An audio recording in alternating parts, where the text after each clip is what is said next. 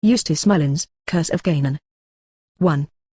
About the author. In 40 years of dedicated investigative research, Eustace Mullins has drawn considerable return fire.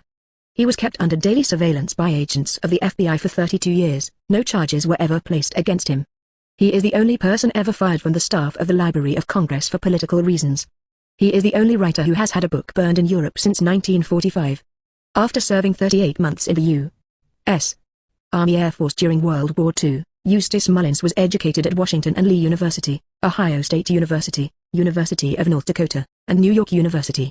He later studied art at the Escuela de Bellas Artes, San Miguel de Allende, Mexico, and the Institute of Contemporary Arts, Washington, D.C. While studying in Washington, he was asked to go to St. Elizabeth's Hospital to talk to the nation's most famous political prisoner, Ezra Pound. The outstanding literary figure of the 20th century, Pound had seen 3 of his pupils awarded the Nobel Prize, while it was denied to him because of his pronouncements as a Native American patriot. Not only did Eustace Mullins become his most active protégé, he is the only person who keeps Ezra Pound's name alive today, through the work of the Ezra Pound Institute of Civilization, which was founded shortly after the poet's death in Venice. With the present work, Eustace Mullins hopes to end a 3,000-year blackout behind which the enemies of humanity have operated with impunity in carrying out their satanic program. It is very late in the history of our civilization. This book is written solely with the goal of renewing our ancient culture, and of bringing it to new heights. Eustace Mullins, Curse of Canaan. 2. Preface. After 40 years of patient study of the crises which faces humanity, I arrived at a very simple conclusion: all conspiracies are satanic. In retrospect, this conclusion should surprise no one. I admit that it came as something of a surprise to me. I had never anticipated that my decades of work would lead to such an all-encompassing and unchallengeable solution.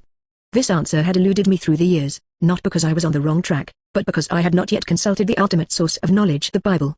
To trace the machinations of the materialist conspiracy, I had deliberately limited myself to materialist sources, reference material on banking, politics, economics, and the biographies of those who were most deeply involved in these affairs. When at last I did decide to look up some references in the Bible, a task which was greatly simplified by a number of excellent concordances, such as Nelson's and Strong's, I was overwhelmed by its immediacy, by its directness, and by the applicability of its words to present-day happenings.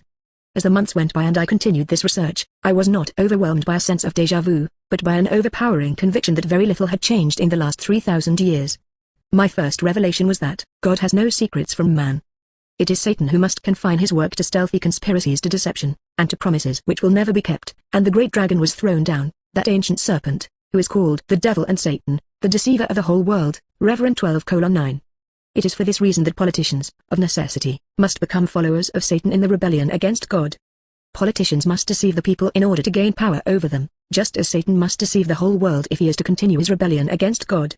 Satan takes you to the top of the mountain and offers you all the kingdoms of the earth. Martin Luther King proclaimed, "I have been to the top of the mountain," but he never revealed what had taken place there. The politician offers you free food, free lodging, free medical care, everything will become free at last. The politician offers to defend you against your enemies, so that he can deliver you to the ultimate enemy, Satan. God does not make offers to you in competition with Satan and his politicians. What could God offer you when he has already given you the whole world? What more could he do than to send his only begotten Son to preserve this world for you when it was threatened by Satan? And why would God wish to veil his love for you behind arcane mysteries, occult conspiracies, and obscene practices? Once my return to the Bible had given me the answers for which I had been seeking so many years, I realized that I had arrived at the culmination of this life's work. I had eagerly sought out the facts about each of the many conspiracies, and I now was able to define their interlocking into the one world, conspiracy of conspiracies. I had traced the names and activities of the principal actors in the satanic drama which this world has become, a world which I described in 1968 in My Life in Christ as Satan's Empire. This was an oversimplification, although I was not aware of it at that time. I had written this book under great stress. My father had died as the result of harassment by federal agents. Their goal was to force me to give up this work. Eustace Mullins, Curse of Canaan. 3. Other members of my family continued to undergo daily harassment because of the federal campaign against me. I had not been overcome by despair, but it did seem to me, in that period of my life, that Satan had indeed achieved a temporal victory over this world, not a permanent victory, but a game which he could defend and which he might consolidate for years to come. The next 40 years brought me many startling revelations of the behind-the-scenes forces which had planned and perpetrated the mass murders of humanity. I had finally, as one writer put it, uncovered the forces of war. I was also able to find the sources of the satanic ideology which has been consistently employed to deceive humanity, and to trick them into becoming unwitting tools of the satanic programs, an ideology which we encounter today in various forms, such as communism, Fabianism, secular humanism, and other disguises. February 22, 1987. Eustace Mullins, Curse of Canaan. 4. Contents 1. The War Against Shem.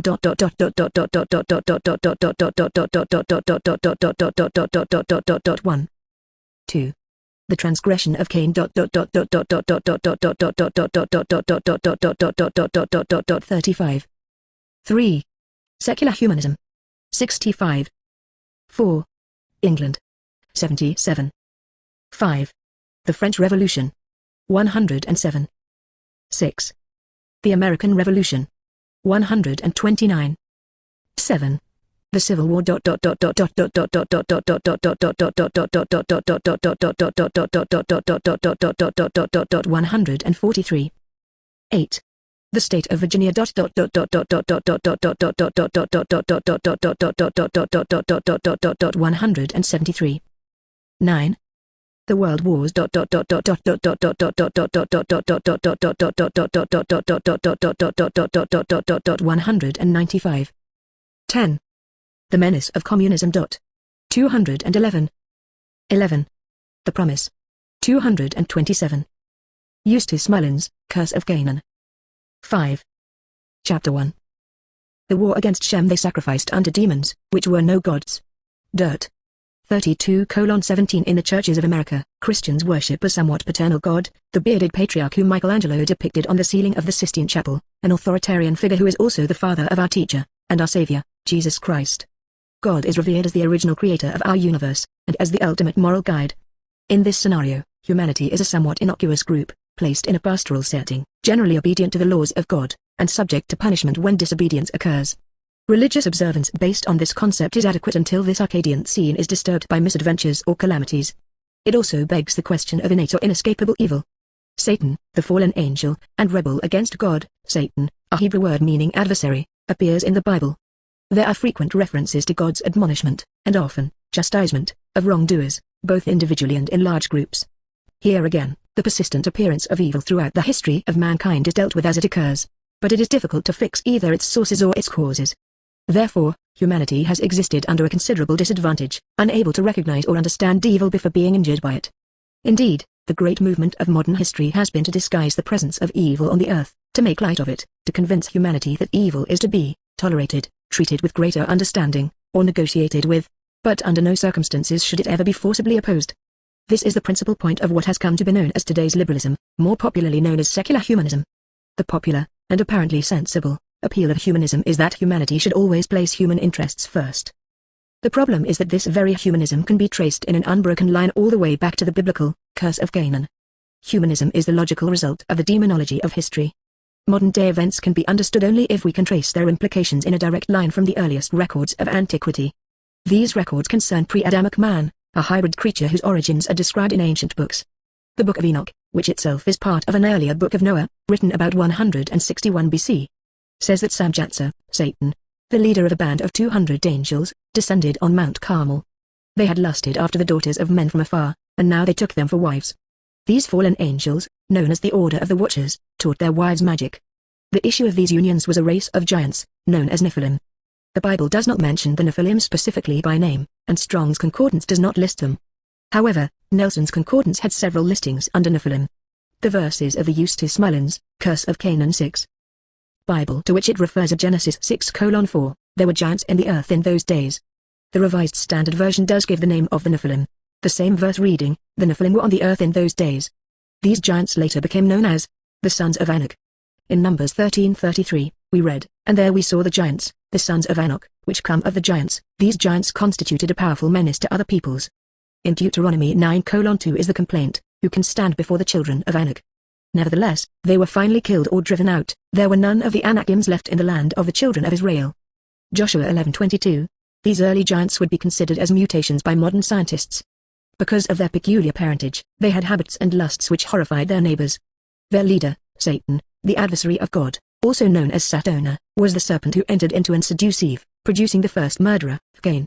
Not only were the Nephilim a menace to others, their uncontrollable hatred and violence sometimes led them to attack and kill each other.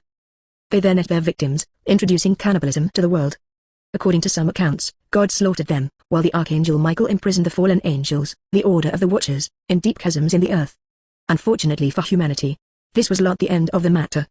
Satan, through his children, the Nephilim, and also through Cain, had now established a demonic presence on the earth. His rebellion against God would result in continuous suffering and travail on earth for centuries to come. The history of mankind since his rebellion is the history of the struggle between the people of God and the cult of Satan. With this understanding, it is now possible to trace the historical events which reveal the actual archives of the two adversaries. The Book of Zohar stresses the Talmudic legend that demons originated in sexual congress between humans and demonic powers. This offers a reasonable explanation as to why all occult ceremonies stress three things: drugs, incantations, which express hatred of God, and bizarre sexual practices. The study of demonology in history discloses answers to otherwise inexplicable aspects of man's history. The torture and murder of children, obscene rites and mass killings of innocents in worldwide wars, as well as other catastrophes, are phenomena which bear little or no relation to mankind's day-by-day routine of tilling the soil, raising families, and maintaining the standards of civilization. On the contrary, these types of calamities are direct assaults on the normal existence of humanity. Furthermore, they are expressions of the rebellion against God, as attacks on his people. Footnote: according to mythology, because of their extraordinary powers, demons have always attracted a certain number of followers on earth. Secret organizations, which insist on concealing their rites and their programs from all outsiders, must do so in order to prevent exposure and the inevitable punishment. While they were wandering in the desert, the Jewish tribes worshipped demons and monsters. They revered their mythical monsters, Leviathan, Behemoth, Adrab, who well may have been survivors of the tribe of giants, the Nephilim. They also made sacrifices to the Eustace Mullins, curse of Canaan 7. Demon of the desert, as Aid. Their mythology developed a certain hierarchy of demons. A demonic, who presumably was Satan, ruled over all demons on earth. He was also known as the Prince of Evil, Belial, the Hebrew Bealiah, meaning Yahweh's Baal. Next in the hierarchy of demons was Asmodai, Ace, king of the demons, and his wife, Lilith, chief demoness of the Jews. Lilith is well known today as the patron goddess of the lesbians. Her name survives in many current organizations, such as the Daughters of Lilith. This choice of a patroness suggests that there may always have been a certain amount of demoniac impulses in homosexual practices. This motivation would fit in with the basic rites of occultism, such as defiance of God, and the development of all unusual lifestyles. The inevitable retribution for these practices has now appeared among us in the form of the widespread plague of AIDS. Lilith is typical of the demons who were created by sexual intercourse between the daughters of man and the Watchers. They first appeared during the 6 days of creation as disembodied spirits, and later took physical form. The Book of Zohar says, every pollution of semen gives birth to demons. The Encyclopedia Judaica refers to the impurity of the serpent who had sexual relations with Eve. The Kabbalah claims that Lilith had intercourse with Adam and produced demons as part of the cosmic design, in which the right and the left are the opposing currents of pure and impure powers, filling the world, and dividing it between the Holy One and the serpent Samael. Zohar Bereshit 73b. 53 et sec. Webster's Dictionary says of Lilith, Heb. Meaning of the night. 1. Jewish folklore, a female demon vampire. 2. Jewish folklore, first wife of Adam before the creation of Eve.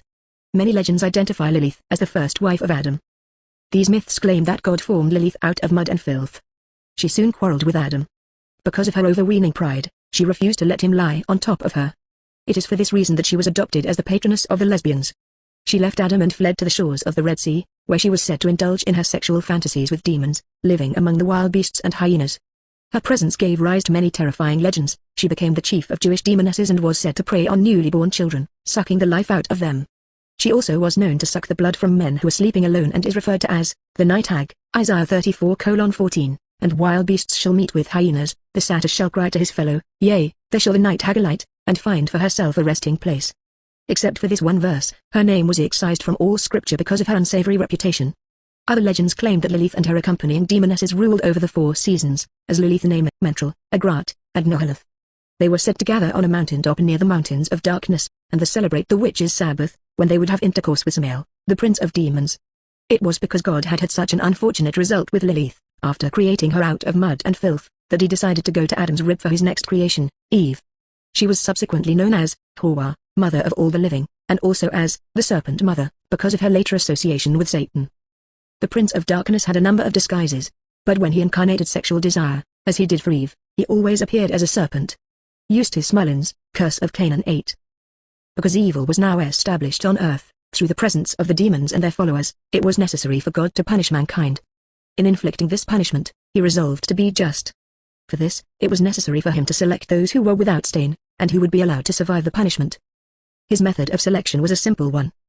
He chose those who had not been contaminated. His choice was Noah and his family. Noah is described in Genesis 6:9. Noah was perfect in his generations. The word generations here is an imperfect translation of the Hebrew word, ta'idor, which means ancestry. An earlier and more appropriate translation is, Noah was a just man, and perfect, without blemish in his generations. He was God's choice because he and his family were the last remaining pure-blooded Adamites in the world. The Revised Standard Version has an even greater error in its wording. Noah was blameless in his generations, since it does not state what he would have been blamed for. The site of the flood, which was God's prescribed punishment for mankind, was not in the Near Eastern area, as is commonly supposed. Archaeologists have been puzzled for years that they could find no evidence of such a flood in this area. In fact, because Cain had been banished, east of Eden, Noah and his family lived in the Tarim Basin, located in the Upper Sinkian province. This basin was fed by the river Tarim, and here the deluge took place. Having been warned by God of the impending catastrophe, Noah succeeded in building the ark, one of the greatest engineering feats of all time. Weighing 36,750 tons, it was built entirely of wood. It was 450 feet long, 75 feet wide, and 45 feet in depth. On this ark, God commanded Noah to take of every living thing of all flesh. Because of the limited space on the ark, there could be no possibility of further reproduction of these species during their time aboard, and God commanded that no intercourse should take place. This commandment was violated by an inhabitant of the ark, Ham, the second son of Noah. Ham had intercourse with a pre-Adamite woman on the ark, a dark-skinned person. Their offspring was a black son named Cush, who became the symbol of Ethiopia. Noah was dismayed when he learned that his son had violated God's commandment, because he knew that retribution would come. After the flood had subsided, and life on earth went back to its usual routine, Noah continued to be haunted by his fears. The subsequent occurrences have since had dire consequences for all of mankind. In the Bible, it appears as somewhat of a riddle, since the characters are identified and misidentified in sequential verses. Neither the exact sequence of events, their explanation, or the identification of the principles can be followed as it appears in Genesis, possibly due to mistranslations or editing over the centuries. Although life on earth had resumed its pre-deluge felicity, Noah continued to be distressed by Ham's transgression. So vexed was he that he drank too much wine, and he lay exposed in his drunkenness. As it is recounted in Genesis 9:24-27, Ham's son Canaan saw his grandfather exposed, although at one point he is referred to as Noah's youngest son, instead of the correct designation as his grandson. Noah's other sons, Shem and Japheth, seeing their father exposed, hastened to cover him with a cloak. However, when he awakened, Noah was greatly infuriated by what had taken place, and he pronounced a curse on Canaan. "Cursed be Canaan, a slave of slaves shall he be to his brothers, Shem and Japheth." Here again is something of a riddle, as Eustace Mullins, Curse of Canaan 9. Shem and Japheth were the uncles of Canaan, not his brothers. The riddle is probably an intentional one, because it is intended to evoke a special study of these verses to come to an understanding of these very important messages, warnings to all future generations. Various explanations have been offered for Noah's tremendous anger at Canaan, and his curse of Canaan. One, which has now largely been discounted, is that Ham may have slept with Noah's wife, or that he had made an attempt to do so. No basis for this conjecture has ever been established. Another explanation is that Noah cursed Canaan because he was still vexed at Ham's violation of God's commandment to the inhabitants of the ark, that they should refrain from intercourse while on board. Because Ham had slept with the pre-Adamite woman on the ark, Noah finally vented his wrath in the curse of Canaan. This also fails to ring true. The men of the Old Testament were very direct in their dealings. If Noah was vexed with Ham, he would have cursed Ham, not Canaan. None of these explanations offers a valid reason for the vehemence of Noah's curse, a curse which has blighted humanity for 3,000 years. The only rational explanation for the curse is Noah's anger that Canaan had done something which thoroughly outraged his grandfather. Looking on him while he was exposed would hardly have caused such a reaction. Scholars finally concluded that Canaan had done something so degrading that Noah had to pronounce a curse upon him. What would this have been? The Bible as presently translated does not really give us a clue. These scholars decided that Canaan, being of mixed race, and therefore not bound by the rigid moral code of the Adamites, had probably committed a homosexual act on his grandfather. Being of pure stock, Noah would have been exceedingly wroth at such an act, and would have reacted as he did. The curse of Canaan was extended to the land which was named after him, the land of Canaan. The Canaanites themselves, the people of this land, became the greatest curse upon humanity, and so they remain today. Not only did they originate the practices of demon worship, occult rites, child sacrifice, and cannibalism, but as they went abroad, they brought these obscene practices into every land which they entered.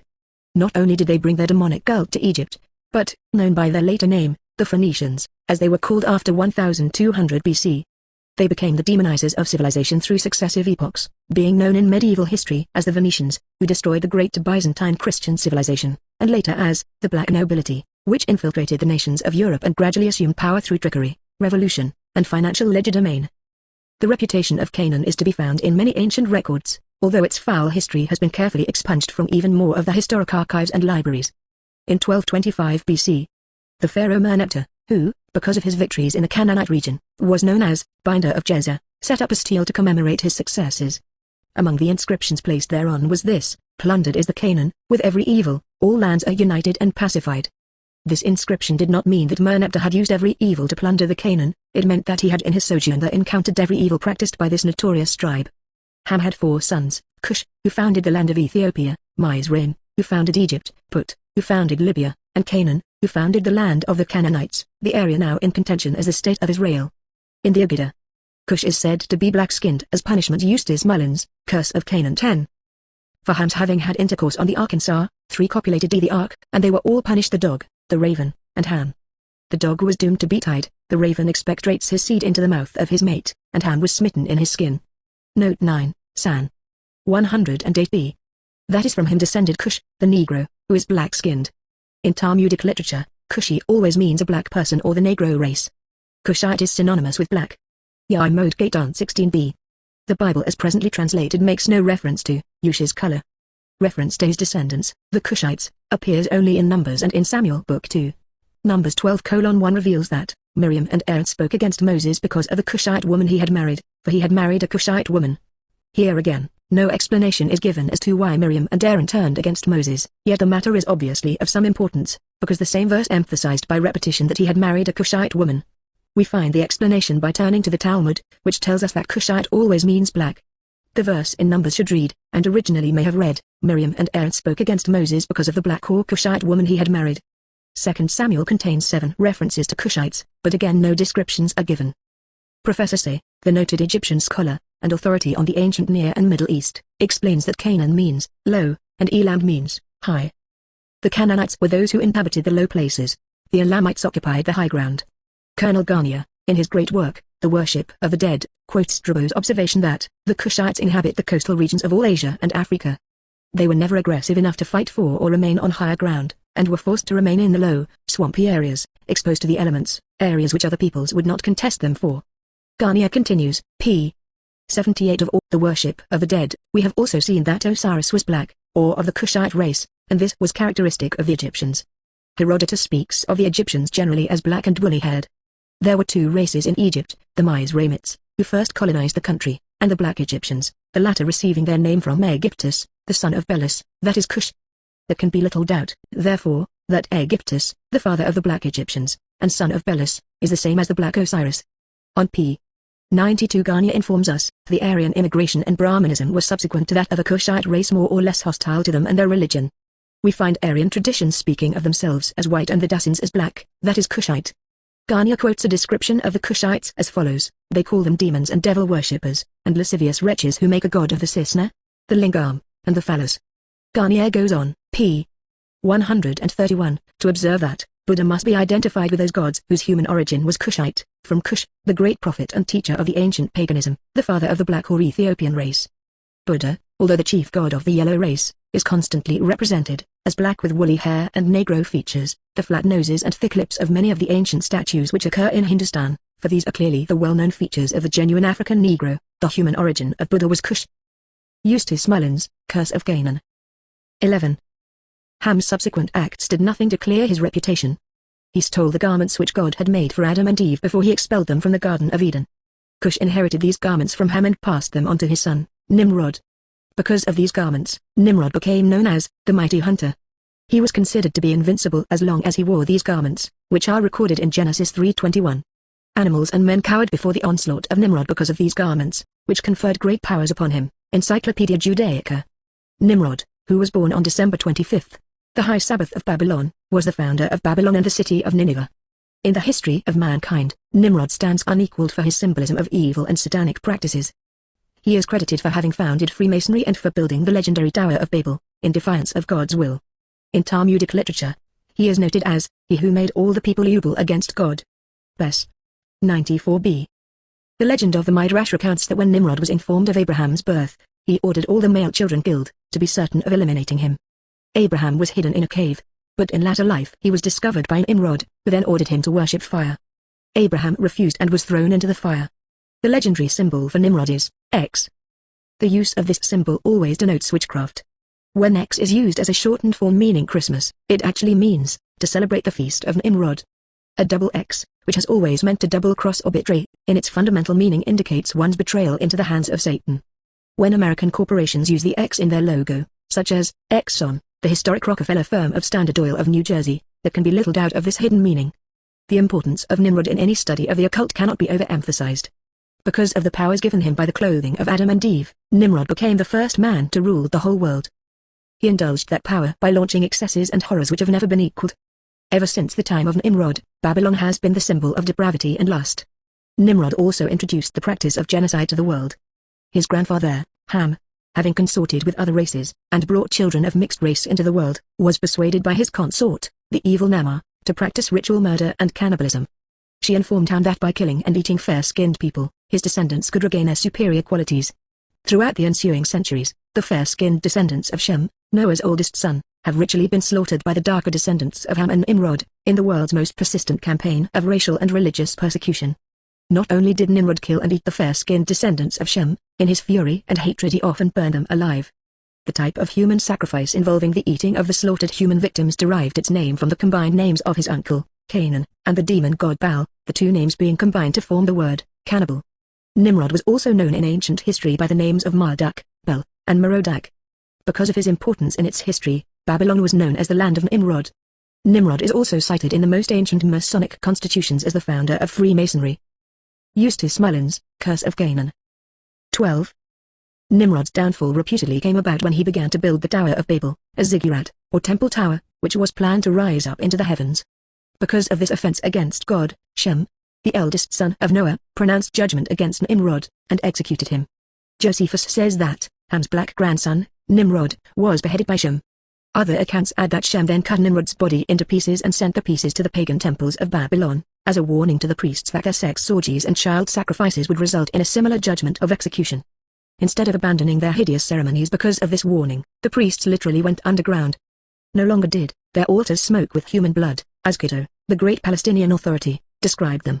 The priests took the pieces of Nimrod as relics to their secret meeting places, which were hidden in groves and shrines. This was the origin of the secret mystery cults, whose orgies could no longer be performed in public temples. Because of the power of Shem, the priests from that time on conducted their forbidden orgies out of the light of day, in their secret hiding places. Their meetings were bounded with secret rites, which no one outside of their order was permitted to know, on pain of death. This was the origin of the Gnostics, the knowing ones, who knew the secrets. It may be for this reason that Nimrod became known as the founder of Freemasonry, because its fundamental rites were established and invoked after he was killed, in order to carry on his work of evil. The history of mankind for the past 3,000 years has been the history of struggle between the fair-skinned descendants of Shem and the darker-skinned descendants of his brother, Ham, yet you will not find this struggle defined in any historical work. The records of the genocide against the people of Shem are apparent throughout the archives of history, but there is not a school or university whose faculty will apprise its students of this simple fact. This in itself explains much which is usually dismissed as being beyond explanation. The reason for this odd development is that the descendants of Ham traditionally have usurped the educational process, through their earlier usurpation of the priesthood to carry on their satanic work. They have controlled the educational system ever since, converting it to their own evil purposes.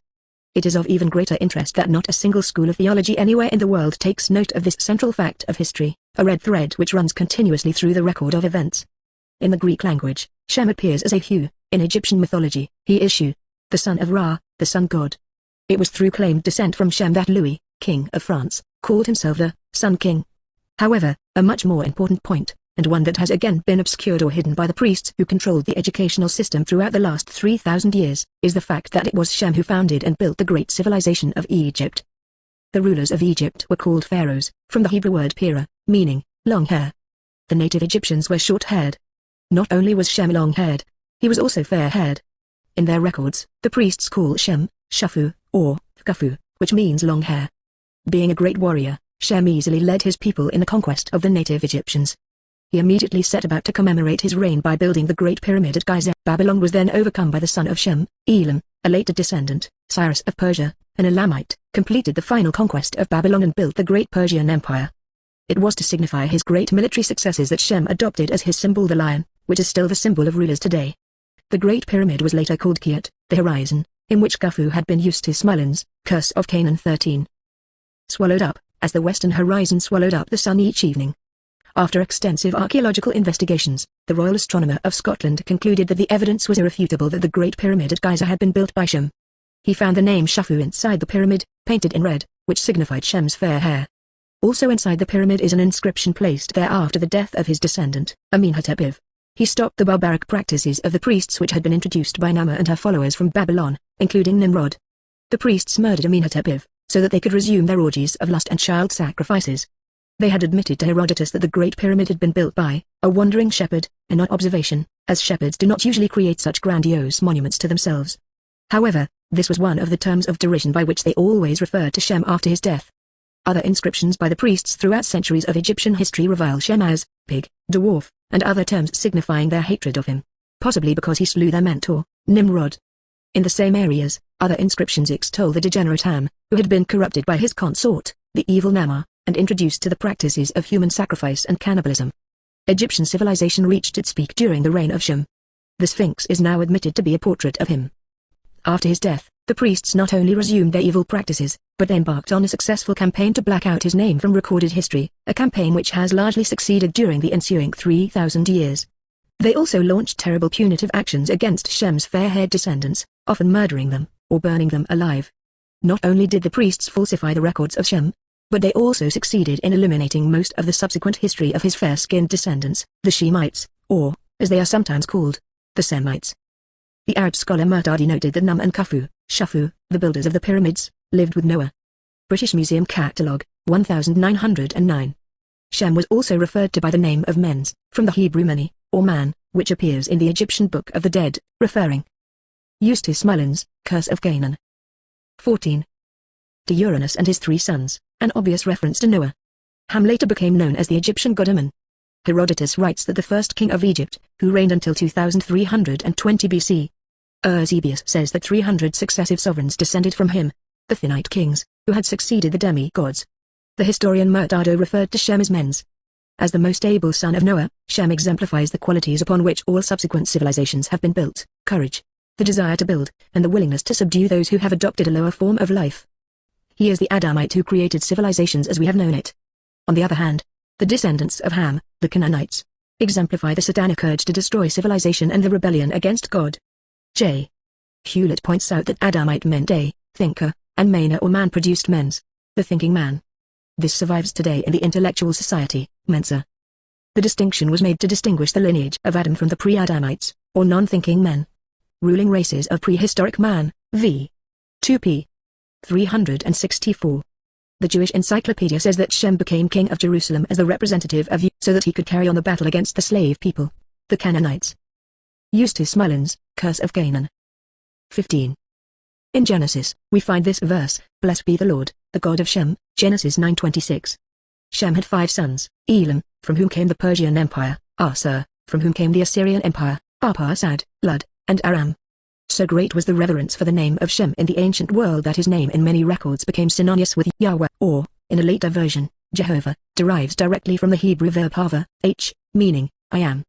Historically, this was read as the older Khufu, or Hwfw, instead of and thus it refers to Khufu, or Shem, the builder of the Great Pyramid. It was because all the persecutions of the fair-skinned peoples by the priests that Khufu, which phonetically is almost identical with the Hebrew hava, became the god of the Exodus from Egypt. The Encyclopaedia Britannica notes of Jehovah, the pronunciation one is an error resulting among Christians combining the consonancy with the vowels of Adonai Lord, Adonis, which was substituted by the Jews for the sacred name commonly called the Tetragrammaton, or 4 consonants. The name Jehovah first appears in the manuscript of Martin's Poggio in the 14th century. Thus the name of Jehovah, which is commonly used in our churches, is only 500 years old. In order to understand why the name of Shem was systematically reviled and concealed throughout the records of history, we must return to the record of his thoroughly degenerate and evil nephew, Canaan. Canaan was so wicked that his last will and testament to his children was a formula for vice.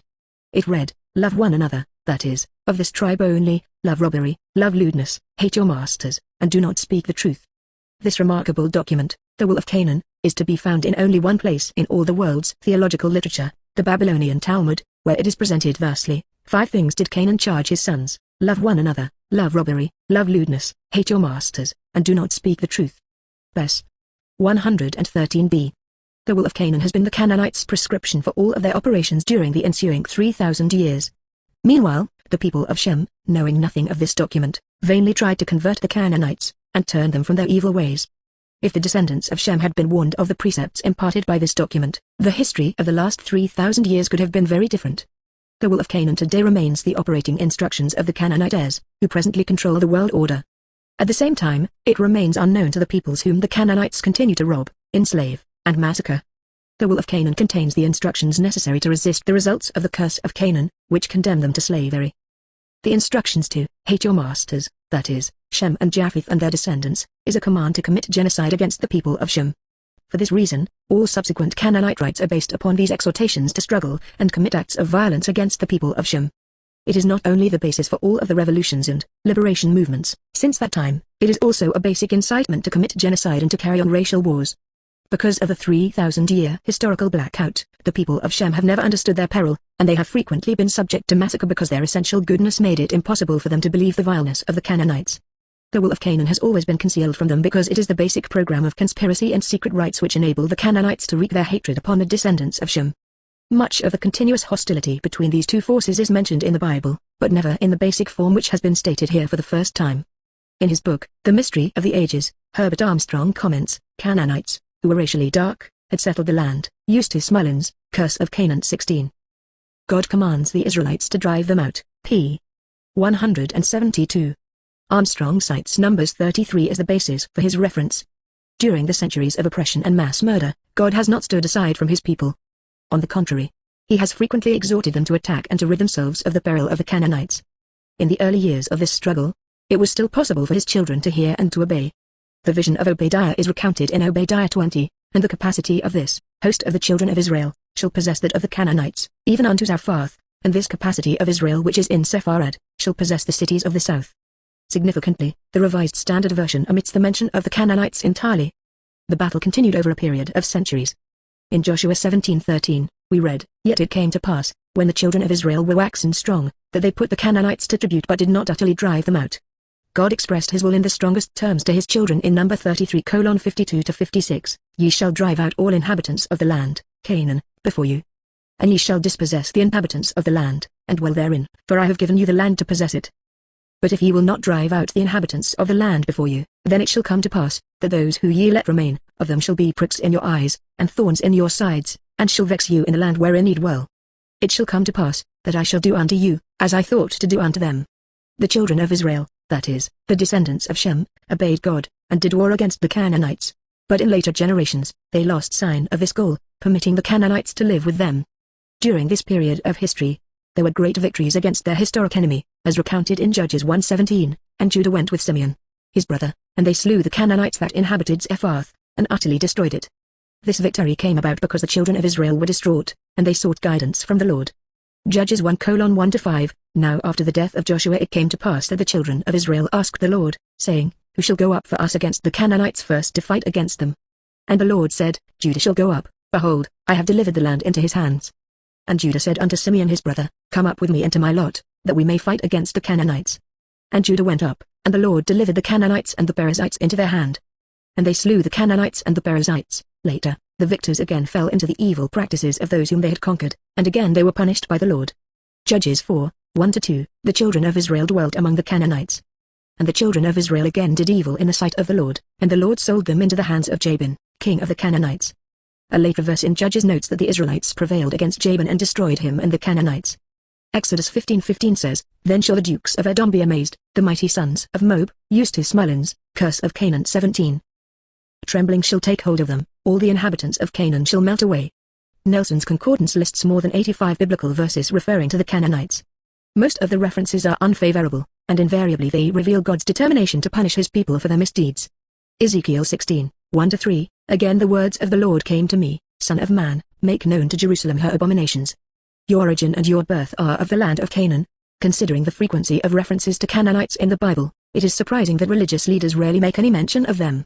In fact, many of the wealthier religious leaders today are actively in league with the Canaanites, enabling them to garner millions of dollars in contributions from gullible Christians. Certainly the barbaric practices of the Canaanites were never secret, nor were they unknown in ancient times, as evidenced by the number of references available. Psalms 106:37-38. They sacrificed their sons and daughters to the demon, they poured out innocent blood, the blood of their sons and daughters, whom they sacrificed to the idols of Canaan. Because of this well-documented record of their fiendish practices, God issued numerous orders that other tribes should not intermarry with this people. Isaac passed on one of these orders to Jacob. Genesis 28:1, Isaac called Jacob and blessed him, and charged him, "You shall not marry one of the Canaanite women." We have previously noted that Miriam and Jacob turned against Moses for marrying a Cushite, or black. The men of old were aware of the necessity to protect their genetic heritage, and they were equally aware that it could vanish in a single generation, if the wrong marriages took place. The prohibition against mingling with the demon-worshipping Canaanites remained one of God's strongest commands. God said, "So shall we be separated, I and all of thy people, from all the people that are upon the face of the earth." Exodus 3:16.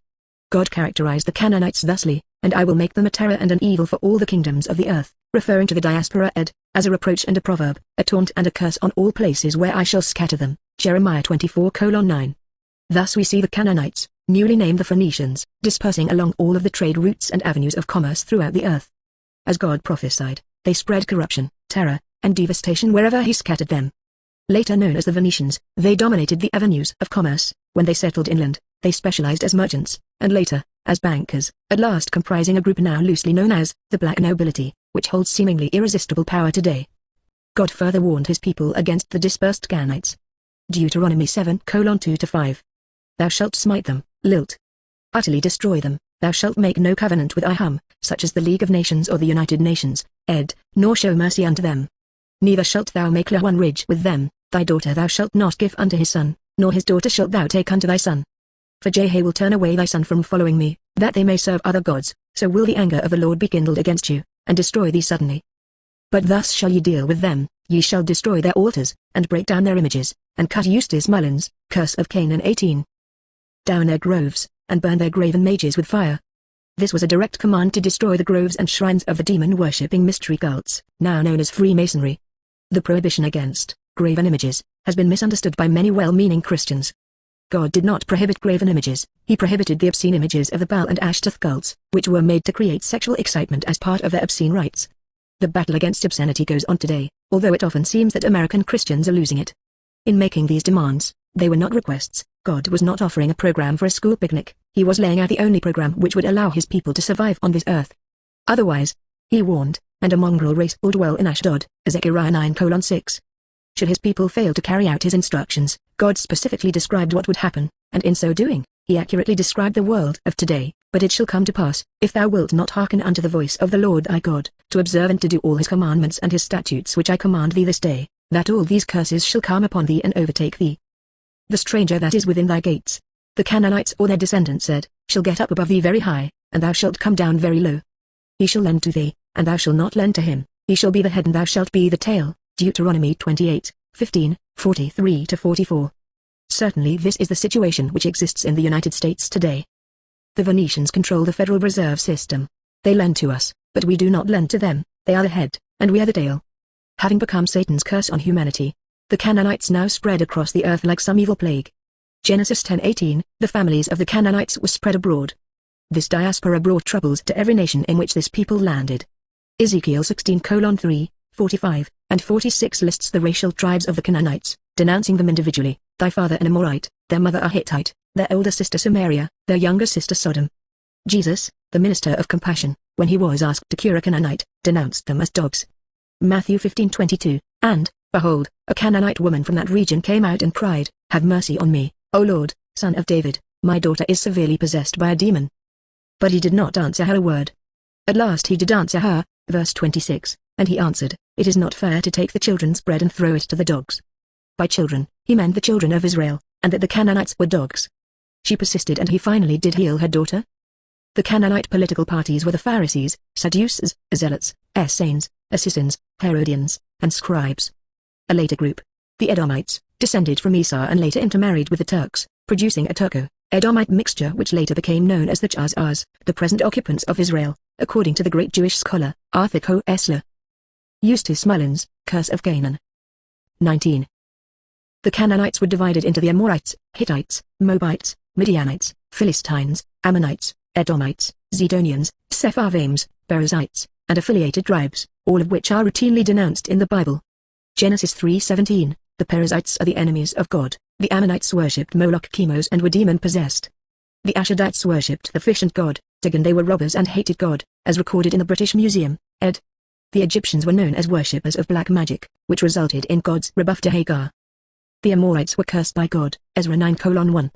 Hittite was defined as meaning to destroy or to terrify. Perizzite came to stand for strife and disorder. The Sepharvaim, later Sephardim, were revolutionaries. Jebusite stands for trampling underfoot. In his monumental work, The History of the Jews, Joseph Castine writes, p. 19. The Canaanitish cults were closely connected with the soil and expressive of the forces of nature, particularly the force of fertilization. This force or divinity was called Baal. Whenever any question arose involving their existence as a nation, they knew only one God, and recognized but one idea: the theocracy. Thus Castine admits that the Canaanites were fertility cults, but he does not explain that the worship of Baal as a god of fertility, with the obscene rites of his queen, Ashtoreth, was so abominated in the ancient world that whenever Baal was used in this context, in referring to proper names, the suffix for Baal was bosheth, or shameful. Thus we get the names Ishbosheth, Mephibosheth, etc. The destructive nature of the Canaanites upon other nations in which they settled is nowhere more strongly demonstrated than in Egypt, the first land to be corrupted by their barbaric practices. Originally, Baal simply meant Lord in the Canaanite language. The obscenity of the rites soon developed a popular image of Baal which had three heads: the head of a cat, the head of man, and the head of a toad. His wife, Ashtoreth, also known as Astarte and Ishtar, was the principal goddess of the Canaanites. She also represented the reproductive principle in nature, and in case anyone might overlook it, all of her rites were sexual observances. In Babylon, the temples of Baal and Ashtoreth were usually together. Mainly, they served as houses of prostitution, in which the priestesses were prostitutes, and the male priests were sodomites who were available for the worshippers who were of the persuasion. The worship of the Canaanite gods consisted of orgies, and all their temples were known as centers of vice. They also originated voodoo ceremonies, which became the rites of observance in Ethiopia through the Ethiopian Jethro, the tutor of Moses. These same rites now enthrall tourists in the Caribbean. It was not long before the simple ceremonies of vice began to pall on the worshippers of Baal. They sought greater excitement in rites of human sacrifice and cannibalism, in which the torture and murder of small children were featured. To consolidate their power over the people, the priests of the Canaanites claimed that all firstborn children were owed to their demon gods, and they were given over for sacrifice. This lewd and barbaric practice was noted in Isaiah 57:3-5. But you, draw near hither, sons of the sorceress, offspring of the adulterer and the harlot. Of whom are you making sport? Against whom make ye a wide mouth, and draw out the tongue? Are ye not children of transgression, a seed of falsehood? Inflaming yourself with idols under every green tree, slaying the children in the valleys under the cleft of the rocks? Eustace Mullins, Curse of Canaan. 20. Thus Isaiah inveighed not only against the obscene expressions of the blood-maddened orgiasts, their salacious grimaces, but also their now well-established custom of practicing their horrible rites in groves and shrines, where they could murder children without being seen and punished by the descendants of Shem. King Solomon came under the influence of the child murderers, and he rebuilt an altar to Milcom, from the Hebrew Melech, meaning king. I Kings 11:5-8. Or Moloch, was honored by his worshippers by the building of a great fire on his altar. The parents were then forced by the priests to throw their children into the fire. In excavations at Gezer, the pharaoh Merneptah called himself the binder of Gezer after he put a stop to the obscene rites of the Canaanites at Gezer, McAllister, under the auspices of the Palestine Exploration Fund, from 1904 to 1909, found in the Canaanite stratum of about 1500 BC. The ruins of the high place, a temple to Ashtoreth, containing 10 crude stone pillars, 5 to 11 feet high, before which human sacrifices were offered. Under the debris in this high place, McAllister found great numbers of jars containing the remains of children who had been sacrificed to Baal. Another horrible practice was what they called foundation sacrifice. When a house was to be built, a child would be sacrificed and its body built into the wall, to bring good luck to the rest of the family. Many of these were found in Gezer. They have been found also at Megiddo, Jericho, and other places. Halley's Bible Handbook. Halley also notes that in this high place, McAllister found large piles of images and plaques of Ashtoreth with rudely exaggerated sex organs, designed to stimulate sexual acts. Ashtoreth images found in many areas of the Canaanite influence emphasize oversized breasts, sensuous smiles, heavily accented eyes, and nudity. The demonic nature of this sex worship is traced directly to Ham's intercourse with the witch Nama on the Arkansas Colonel Garnier. In his Worship of the Dead rites, Nama was celebrated for her beauty, talent, energy, lustfulness, and cruelty, and she was of Nephilim, fallen angel, parentage. The Encyclopedia Judaica describes the Canaanite demonology as featuring Lilith, the vampire, Rezph, the god of the plague, Deva, god of pestilence, and the god of the underworld, Mo, from Mavit, the Hebrew word for death. Despite their prominence as destructive influences in the ancient world, The Canaanites and their demon god Baal seldom appear in the authoritative works on the ancient Near East. Gaston Maspero's Great History of Egypt, The Dawn of Civilization, published in 1894, and republished in 1968, does not mention either Baal or Canaan. H. R. Hall's Ancient History of the Near East does not mention Shem or Canaan in the index. Baal has a single mention. How much of this is due to the deliberate falsification and destruction of historical records by the Egyptian priesthood cannot be ascertained, but the results are obvious. Another contributing factor is the sudden disappearance of the names Canaan and Canaanites from all historical records after 1200 BC. How did this come about? It was very simple. They merely changed their name. Chambers' Encyclopedia notes that, after 1200 BC, the name of Canaanites vanished from history. They changed their name to Phoenician. Thus the most notorious and the most hated people on earth received a new lease on life. The barbaric Canaanites had disappeared. The Eustace Mullins, Curse of Canaan 21. More civilized Phoenicians, seemingly harmless merchant folk, took their place. Having obtained a monopoly on purple dye, which was highly prized throughout the ancient world, the Canaanites advertised their control over this product by calling themselves Phoenicians, from Phoenicia, Phoenicia, the Greek word for purple. From the outset of their history, the Phoenician Canaanites always managed to get a monopoly on some essential product. They later had a monopoly on tin for some centuries, until the Greeks discovered tin in Cornwall in 233 BC. Joseph of Arimathea, the uncle of Jesus, was said to have owned large tin mines in Cornwall. The change of name did not mean that the Canaanites had abandoned their worship of Baal and Ashtaroth. They became more prudent in their worship of Baal, and in the colonies which they established along the length of the Mediterranean, they built their temples to the female of the species, Ashtaroth. In the Egyptian city of Memphis, the Phoenician temple of Ashtaroth was the largest religious edifice. She was known there as the wife of the supreme god, El, and his 70 deities. In their rituals, Ashtaroth was sometimes worshipped as the male demon, Astaroth, who survived in European rites as Astara or Astara. In this form, he became the patron god of the Nazi movement in Germany.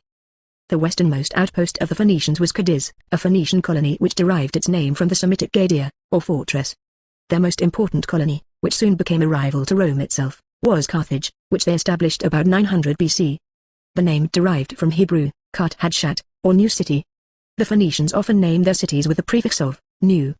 During the 5th century, the Carthaginians had fought the Greeks and survived, but in 264 BC, Rome attacked in full force. A series of wars ensued, called the Punic Wars, because the Carthaginians called themselves the Punics. St. Augustine noted that the Punics among themselves referred to their people as the Chanani, or Canaanites, but this name was like a secret code. They never used it in dealing with other people.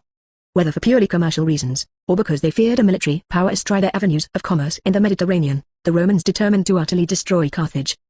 They succeeded in this resolve so absolutely that present-day archaeologists are not sure just where Carthage was located. From 264 to 201 BC, Rome waged 3 Punic Wars against Carthage, culminating in the defeat of their leader, Hannibal, by the Roman armies under the command of Scipio Africanus. The Romans killed or took into slavery every Carthaginian and razed the city. They completed their task by sowing the land with salt, so that nothing would ever flourish there again. Nothing ever did.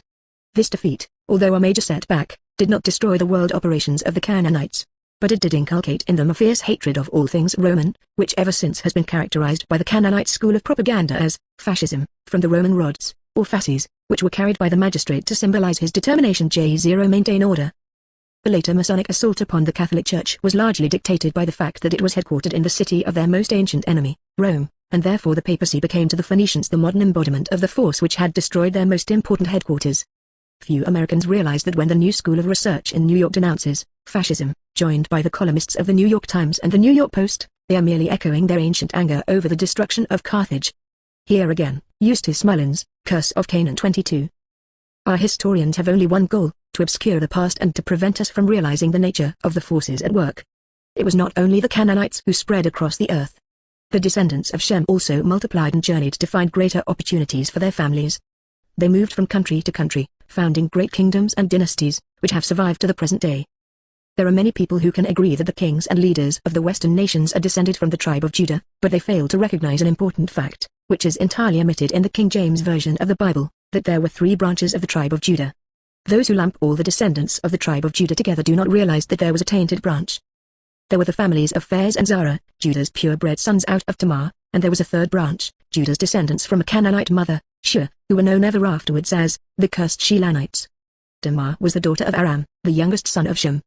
Shua called Tamar's sons bastards because they had been born out of wedlock, while the twins claimed to be the rightful heirs of Judah because they were of pure-blooded stock, the Adamites' train.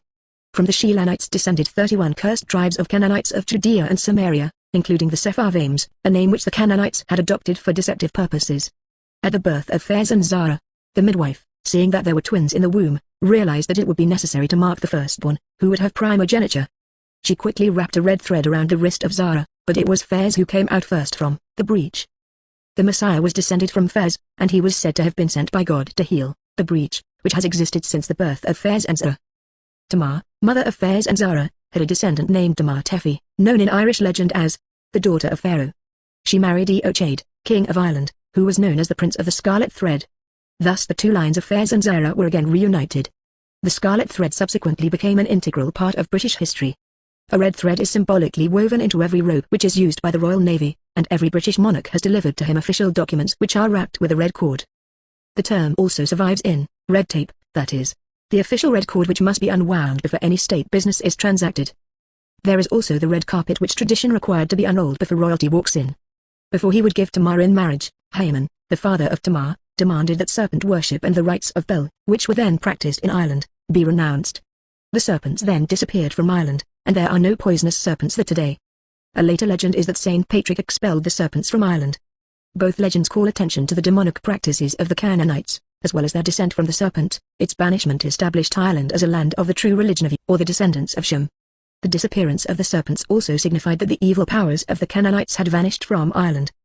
Both Spain and Ireland show their direct connection to the descendants of Shem in their names. Spain occupies the Iberian Peninsula, from Iber, or Hebrew. Ireland is known 18 Hibernia, the land of the Hebrews, as are the Hebrides Islands. In his History of Ireland, Roger Chauvin says Eustace Mullins, Curse of Canaan 23. That Ireland is the last remaining part of Atlantis which is still above the surface of the sea. In his History of Ireland, A. M. Sullivan writes of the legendary origin of the present Irish race. The Milesian colony reached Ireland from Spain, but they were not Spanish. They were an eastern people who had tarried in that country on their way westward, seeking, they aid, an island promised to the posterity of their ancestor Gadlius. Gadlius was the son of N, who was the youngest son of the king of Sidea. As a child, Gadlius had been bitten by a poisonous serpent. He was near death when his father persuaded Moses to use his rod to cure him. From that day, the Milesians carried westward their banner, which was emblazoned with a dead serpent and the rod of Moses, until they found an island which had no poisonous snakes. The sons of Milesius, Gadlius' descendants, who sailed from Spain to Ireland were Heber the Fair, Urgin, Culper, Heber the Brown, Ea, and Haman. Their descendants ruled Ireland for 1,000 years, the dynasty being established by Neil, who ruled at Dara from 310 to 405. He is described by Sullivan as a splendid hero of the Gaelic blood, tall, fair-haired and blue-eyed, a great and noble-minded warrior, kind in hall and fierce in fray. From him descended the kings of Ireland, the Neils. These conquerors of Ireland, the Milesians, derived their name from Milesius, the soldier, from the Latin miles, from which we get the word militia. Gadlius, the founder of the line, derived his name from the Hebrew, Gadil, meaning to become great, or in plural the exalted, the fortune-seekers, or the fortunate ones. Because of their great pride and their natural abilities, the Irish were later referred to as being from the land of kings. Of almost any Irishman, it could be boastfully said, sure, and he's the descendant of kings. From earliest records, the Irish and the Britons are shown to be historic enemies. Apuleius wrote in 296 AD. Of the two races, the Britons and Hibernia. Eumenius always wrote of Hibernia as the enemy of Britain. Caesar's notes on the Gallic Wars, 58 to 50 BC, wrote of all Hibernia, west of Britain. The world was now swept by two diametrically opposed tides of history. On the one hand were the highly creative and productive descendants of Shem, who have since become known as Semites, and on the opposing side were the cursed Canaanites, who historically were the anti-Semites, the foes of the tall, fair-haired, and blue-eyed descendants of Shem. Because the Semites were always known as great warriors, they handily defeated the Canaanites in every military encounter, and in many cases obeyed God's command to drive them out and to destroy them utterly. But the anti-Semites seemed to have great staying power. When driven out of one country, they appeared in another to continue their same type of corruption and betrayal. While the Semites were busily establishing one great empire after another, Asa building the Assyrian Empire, Cyrus the Great building the Persian Empire, and Shem himself creating the great Egyptian civilization, the anti-Semites were developing their own talents. These included a talent for trade and commerce, for travel, for making themselves at home in any country, and among any race of people. Generally they established their trading colonies along the sea coasts, for they lacked the courage to venture into the great wildernesses of Europe, where the Semites always made themselves at home. The Canaanites always remained true to the precepts of the will of Canaan. They were true to each other, regardless of the circumstances. They were constant. Eustace Mullins, Curse of Canaan 24. In their love of robbery, their love of lewdness, and their hatred of the masters, that is, anyone who tried to interfere with their corrupt way of life. And they always refused to tell the truth. By remaining loyal to these unchanged precepts, the anti-Semites had at their disposal vital weapons for their war against the people of Shem. The Shemites, on the other hand, being fiercely individualistic, never hesitated to pit their empires against each other, or even family against family, their overweening pride always taking precedence before any racial or historical imperative.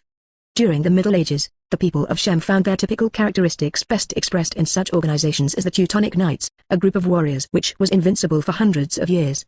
At the same time, the anti-Semites were busily expanding trade routes, and amassing their profits from trade. To this day, the British aristocracy professes disdain for anyone who sullies his hands with trade, an ancient prejudice against the Canaanites. With these profits, they eventually became bankers to the world.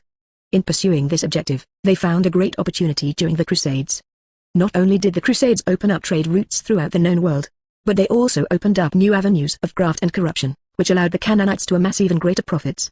When the Christian knights departed for the Crusades, dedicating themselves to the service of Christ, the Canaanites, who prudently remained at home, now perfected various schemes to rob the knights of their money and property while they were away. In Ancient Knighthood and the Crusades, we find that some of the Crusaders found shelter and protection at the hands of the Teutonic Knights, who were engaged in looking up the frauds perpetrated by the rapacious monks and clergy, who had forged title deeds and mortgages upon lands and property of absent Crusaders or those who had fallen in defense of the cross in the Holy Land. Time for reflection and study of the causes of the Crusades at home and abroad, when, other than the scum of Europe which settled upon its dregs, the best people had been almost entirely obliterated from the face of the continent. The rapacity of the popes and clergy down to the lowest monks was appalling to those self-sacrificing, stalwart warriors of the cross, who had returned and found utter strangers in the places and homes of their kindred. Upon investigation it was discovered that frauds, forgeries of title deeds, and confiscations under pretexts of heresy had despoiled their kindred, and the meager few who had survived were beggars upon the highway and lanes, perishing as tramps by the wayside. The Knights of the Teutonic Order built the city of Riga in Latvia in 1201, they conquered Estonia in 1220, they conquered Prussia in 1293, establishing a military tradition though which ended only after World War II. Although they were disbanded in 1809, the Teutonic Knights remained the inspiration of the German military establishment, which guided Germany through 2 world wars. It was Hitler himself who wrote finis to their proud traditions, when he concluded the Molotov-Ribbentrop Pact in 1939. Not only did this pact cede the nations of Estonia, Latvia, and Lithuania, the ancient strongholds of the Teutonic Order, to the Communists or Canaanites, but subsequently, all of the great estates of the last tiers of the Prussian tradition, the last survivors of the Teutonic Order, fell into the hands of the onrushing Soviet hordes. By this time, the reader must be thoroughly confused. The Semites are really the anti-Semites or Canaanites, the heirs of the curse of Canaan, whose corrupt acts are dictated by the will of Canaan. The true Semites are the fair-haired warriors who built one great civilization after another. Then how do we recognize these various forces in today's world? By their deeds ye shall know them. Those who are engaged in murderous conspiracies, those whose only Eustace Mullins, Curse of Canaan 25. Loyalty is to secret international organizations, those who promote the use of drugs, bizarre sexual practices, and criminal undertakings, in short, those who continue the rebellion against God. These are the Canaanites, the anti-Semites. Those who remain true to Christ are the Semites. Despite great calamities and the sweep of powerful historical forces, the genetic pools of the original people of Shem, as well as those of the Canaanites, remain fairly consistent. How do we recognize the one group from the other? You should have no problem in looking about you and deciding who are the true descendants of Shem, often fair-haired, fair-skinned, predominantly blue-eyed, healthy, creative, productive, proud, disdaining to engage in any dishonest activity, and always fiercely individualistic. These are the people who remain true to the tradition of the people of Shem. The Canaanites, on the other hand, are generally shorter, darker, more furtive, and almost always engaged in some type of criminal activity, usually with special government approval or license. Roger equates license with anarchy, interregnum, mob rule, mob law, lynch law, nihilism, rhino violence, in other words, the acts of the Canaanites. Yet in the United States today, we have imposed on the citizens requirements for license to do any other things free men would not be licensed to do, to drive or own a car, to engage in a profession, and many other intrusions into the individuality of the people of Shem. License, which does not appear in the constitution written by and for the people of Shem, means setting up requirements that only the Canaanites can meet, or license which only the secret clubs of the Canaanites will grant to their own, no others need apply. This is the cohesiveness required by the will of Canaan in everything they do, socialistic and communistic. The individual submerged in the mass, and committed to conspiratorial social and business practices. They are also frequently involved in some sort of extracurricular sexual activity which can be traced directly back to the orgies of Baal, human sacrifice, and obscene sexual rites. At the same time, these anti-Semites will go to great lengths to conceal their true identity and their real loyalties. In their communities, they are often found to be leaders in activities advertised as compassionate and caring. They are often to be found in government offices, in the media, and in the educational institutions. In these areas, they ruthlessly promote the interests of their own kind, while presenting a solid phalanx of opposition to any one of the individualistic descendants of Shem who enter these professions. The great asset of the Canaanites is that the people of Shem have no idea what is going on. They rarely find success in a profession despite their great natural talents and appetite for hard work. Throughout their careers, they are oppressed by the realization that luck never seems to favor them while others find promotion almost automatic, if they are members of their rivals, the Canaanites. Now time grows short.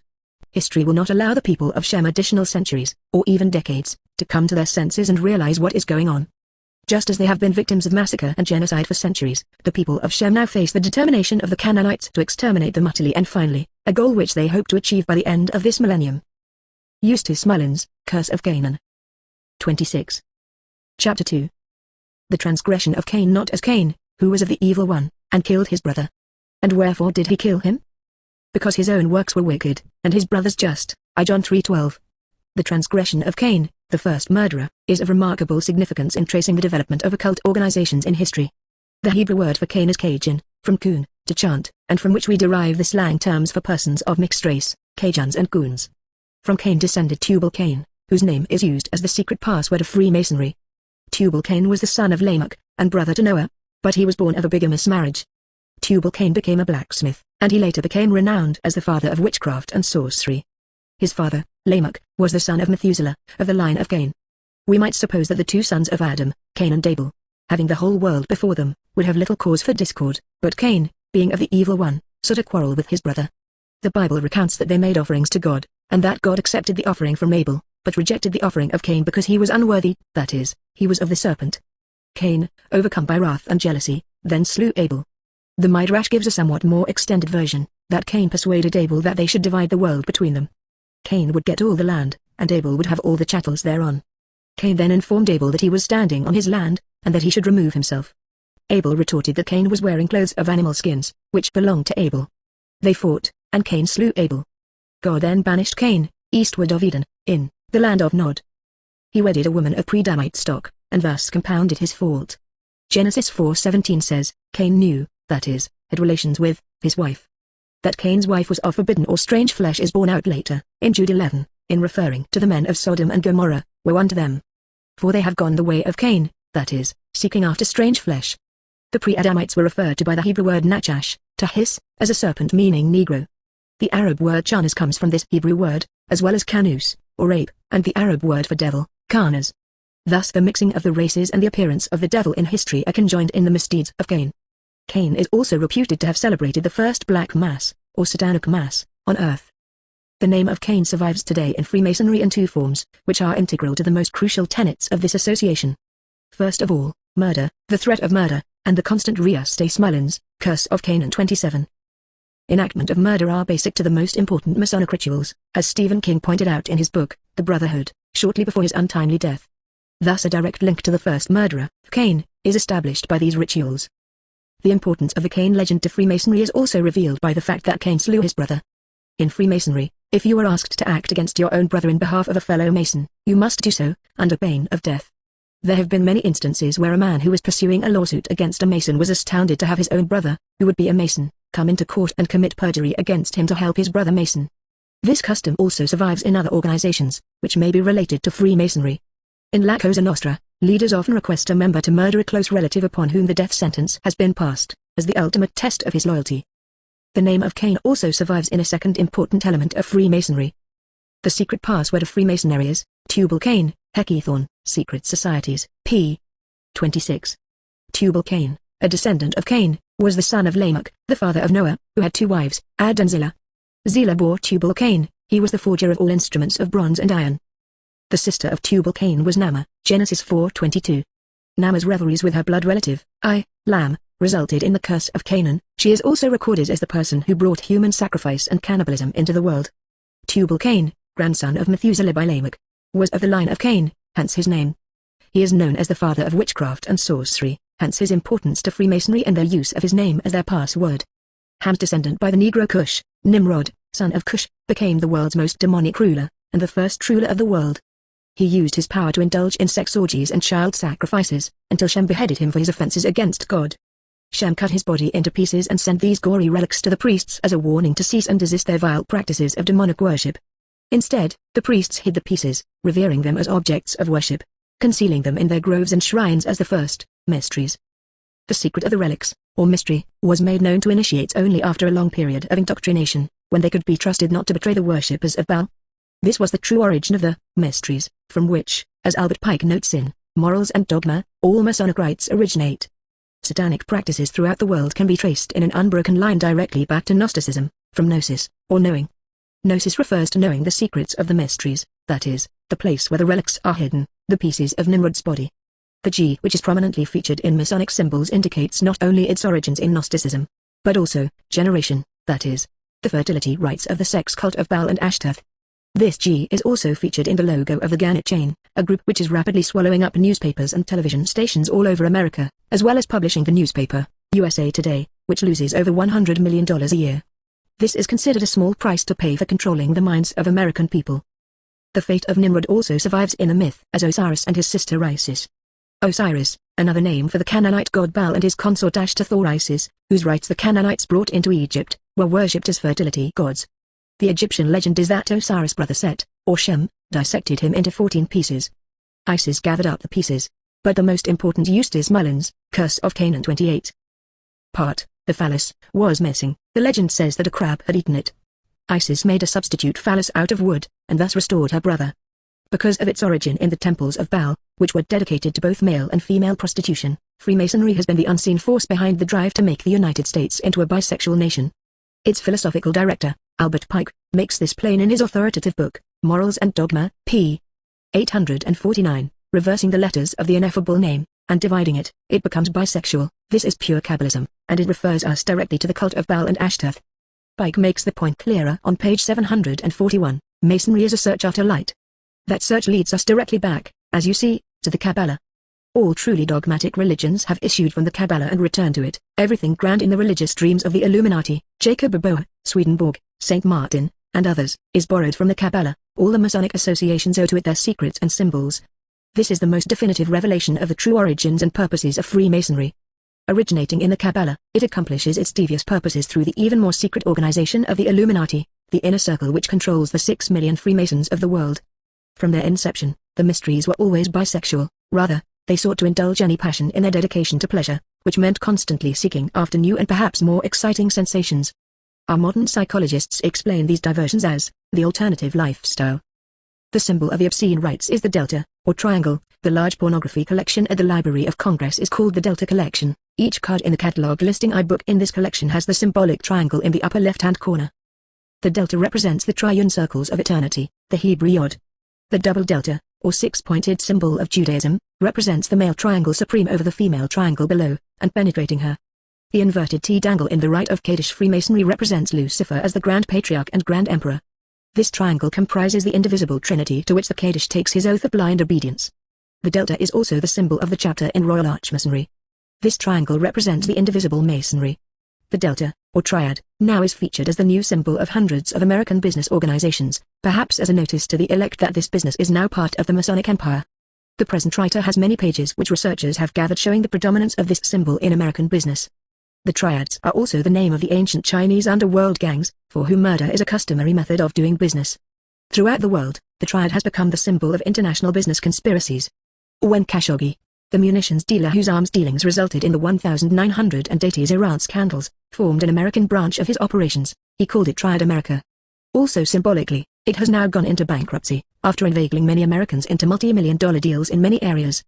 Captain William Morgan, who was murdered for having written of the Masonic rituals, and thereby gave rise to the anti-Masonic party in America during the 19th century, noted in his historic book, Freemasonry Exposed, that when a fellow craft mason was asked in Eustace Mullins' Curse of Canaan 29. Interrogatory has since become a prime technique of lawyers in their manipulation of a bill of attainder proceeding known as discovery. What was his work? He answered that he worked at building King Solomon's temple. What does a master's lodge represent? The Sanctum Sanctorum, or Holy of Holies, King Solomon's temple.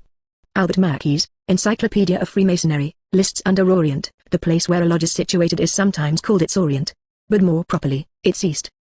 The seat of a Grand Lodge has also sometimes been called its Grand Orient, but here Grand East would, perhaps, be better. The term Grand Orient has been used to designate certain of the supreme bodies on the continent of Europe, and also in South America, as the Grand Orient of France, the Grand Orient of Brazil, the Grand Orient of Portugal, and the Grand Orient of New Granada, etc. The title always has reference to the East as the place of honor in Masonry. The reverence for the East throughout Grand Orient Freemasonry is revealed by their activities in Western civilization. They have consistently worked to impose Oriental despotism on the citizens of Western republics through totalitarian government apparatus. Oriental despotism has become especially predominant in all our legal proceedings, the court where the despot rules, the symbolic bow, or standing, when the despot comes into the room, and the refusal of the despot to brook any questioning of his decision by a citizen, who can approach the judge only through an anointed priesthood, the legal profession. Some Americans optimistically decide to come into court representing themselves, which the people of Shem provided for specifically in their Constitution of the United States, but judges usually give such attorneys pro se short shrift. In states such as Virginia, where Masonic power rules the courts, judges have been known to boast that no attorney pro se will ever get a favorable decision in their court. A non-Mason who enters an American court today is placing himself at the mercy of an Oriental despot, hence the tyrannical actions of judges in sentencing to indeterminate prison sentences anyone who happens to displease them, or whose property is coveted by a Mason.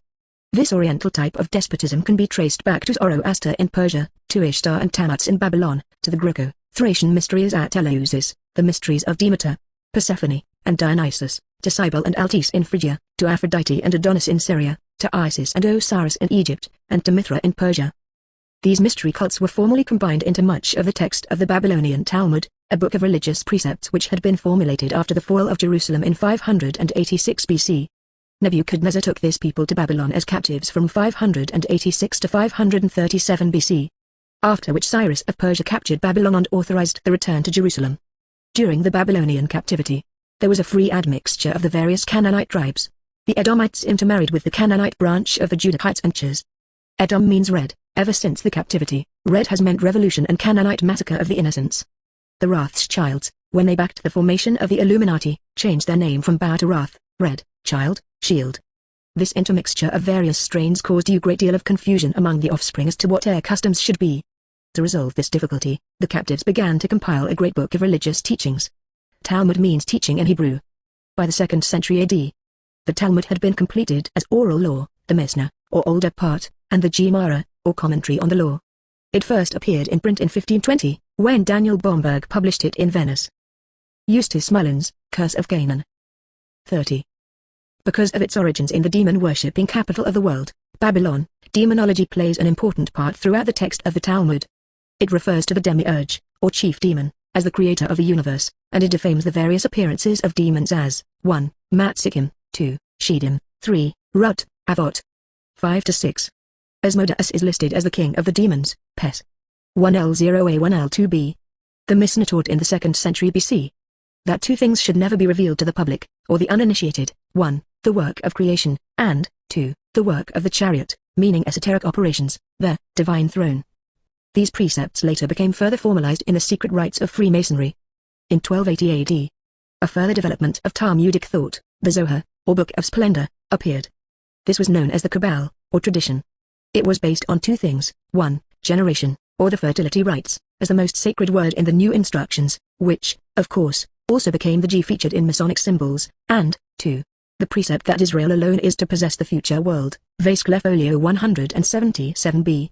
The Zohar derived from the Sefer Yetzirah, or Book of Creation, which had appeared in the Babylon of the 3rd century, the 10 Sephirah or numbers, based on the belief that the universe derives from the 10 numbers and 2 letters of the Hebrew alphabet. This later was developed into the 22 trumps of Tarot, or the 22 paths which lead to Sephototh. In Kabbalah, evil takes on a mysterious existence of its own, which its precepts trace back to the physical appearance of life on earth, or Adam. Kabbalah claims that Adam throws the entire stream of life out of balance, and that the Church, or Christianity, by formalizing the physical existence of the Adamite people on earth, have become a problem which must be resolved. This is the essence of the basic anti-life principle underlying all Kabbalah and its heir, Freemasonry. These precepts declare that Satanism will achieve its final triumph over the Church and Christianity, thus ending the dualism of this world, the struggle between good and evil. In short, the problem of good and evil will be ended when evil triumphs and good is eliminated from the earth. This program may sound somewhat simplistic, but it is the basic premise of the Kabbalah and Freemasonry. Footnote: Kabbalah appears in various spellings through history, principally Kabbalah. Also Kabbalah, Kabbalah, etc. These anti-life precepts are now to be encountered, and dealt with, in many of the developments of our civilization. The descendants of the Canaanites instinctively hate and actively oppose such progress as technology, urban life, industrialism, and the cultural achievements of humanity. Their basic goal is to return the earth to the primitivism of its pre-Adamic state, when a Neanderthal type of human roamed at will over an earth which had no civilized aspects to remind him of his primitivism. The end purpose is to restore pre-Adamic man, so that Adamite man, as a creation of God, no longer presents an obstacle to Satan and his rule over this world. Thus Kabbalistic Freemasonry aims for the extermination of life as we know it, culminating in the final triumph of the Canaanite curse on this earth. In retrospect, this amazing observation offers an irrefutable reason for the otherwise inexplicable massacres, wars, and human devastation which have been regularly visited upon a long-suffering humanity by the Canaanite Eustace Mullins, Curse of Canaan 31. Conspirators. The Encyclopedia Judaica has an entry of some 61 pages on the Kabbalah alone, by far the largest single entry in this encyclopedia.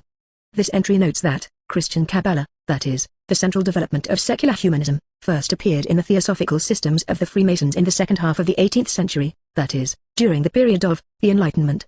It was this predominant element in secular humanism which led to the revolutions of the 18th and 19th centuries, and which had previously led to the Reformation. These political results were the logical outcome of the teachings of Zohar, which declares that Ein Sof, the ultimate deity, brought the world into being in an indirect manner, in order to avoid being contaminated by physical being, or life. This again expresses the basic anti-life direction of this philosophical system. This deity's only manifestation on earth is through the 10 Sephiroth, or divine emanations. The teachings of Zohar deny any presence on earth of God or his Son Jesus Christ. It places all of its emphasis on non-God or humanistic doctrines. Orthodox Jews base their religious practices entirely on the Kabbalah. They celebrate their coming triumph, the Feast of Tabernacles, which is defined in the Zohar as the period when they triumph over all the peoples of the world. That is why during this feast we seize the lulab and carry it as a trophy to show that we have conquered all the other people, the populace, toldeth Noah 63b. In his definitive work, The Magical Mason, W. Wynne Westcott, the founder of the Hermetic Order of the Golden Dawn in England, traces the origins of the Freemasons back to the Essenes in Jerusalem, Pharisaic Jews, the practitioners of the most strict Judaism, the ancient mysteries of Egypt and Greece, the Weimgericht of Westphalia in Germany, the trade guilds of the Middle Ages, the Roman Collegia, the French Companons, and the Rosicrucians. Westcott points out that the cornerstone of the capital of Rome has the keystone mark of the Overseers, a sacred group. The Royal Arch has an altar of white stone in the form of a double cube. It is engraved with the sacred name. He says that the mysteries, from which all Masonic ritual is derived, were intended to end the fear of death in the initiate, by reenacting the descent into Hades, and thus finding the great first cause of all things revealed to the initiate. Westcott claims that the famous black stone in the sacred mosque at Mecca is also part of this ritual. There is also the sacred stone placed beneath the throne of England, which is said to have been the stone of Jacob in biblical times. From such ancient symbols of power came the Masonic motto, Per me regis regnant, through me kings reign. By controlling kings, the Masons exercise their power from behind the scenes. If the kings were overthrown by revolutions, which were often organized by the Freemasons themselves, the kings might be beheaded, but the instigators behind the throne would be forewarned and escape unscathed. They would then continue to reign through the next chosen leader, usually designated by their inner councils. Although it is dedicated to the usurpation and maintenance of absolute power through an Oriental despotism, Freemasonry has attained much of its worldwide influence through its emphasis on and sponsorship of the power of revolutions against the established order. Their Eustace Mullins, Curse of Canaan 32. Slogan became the motto of the French Revolution, Liberté, Égalité, Fraternité.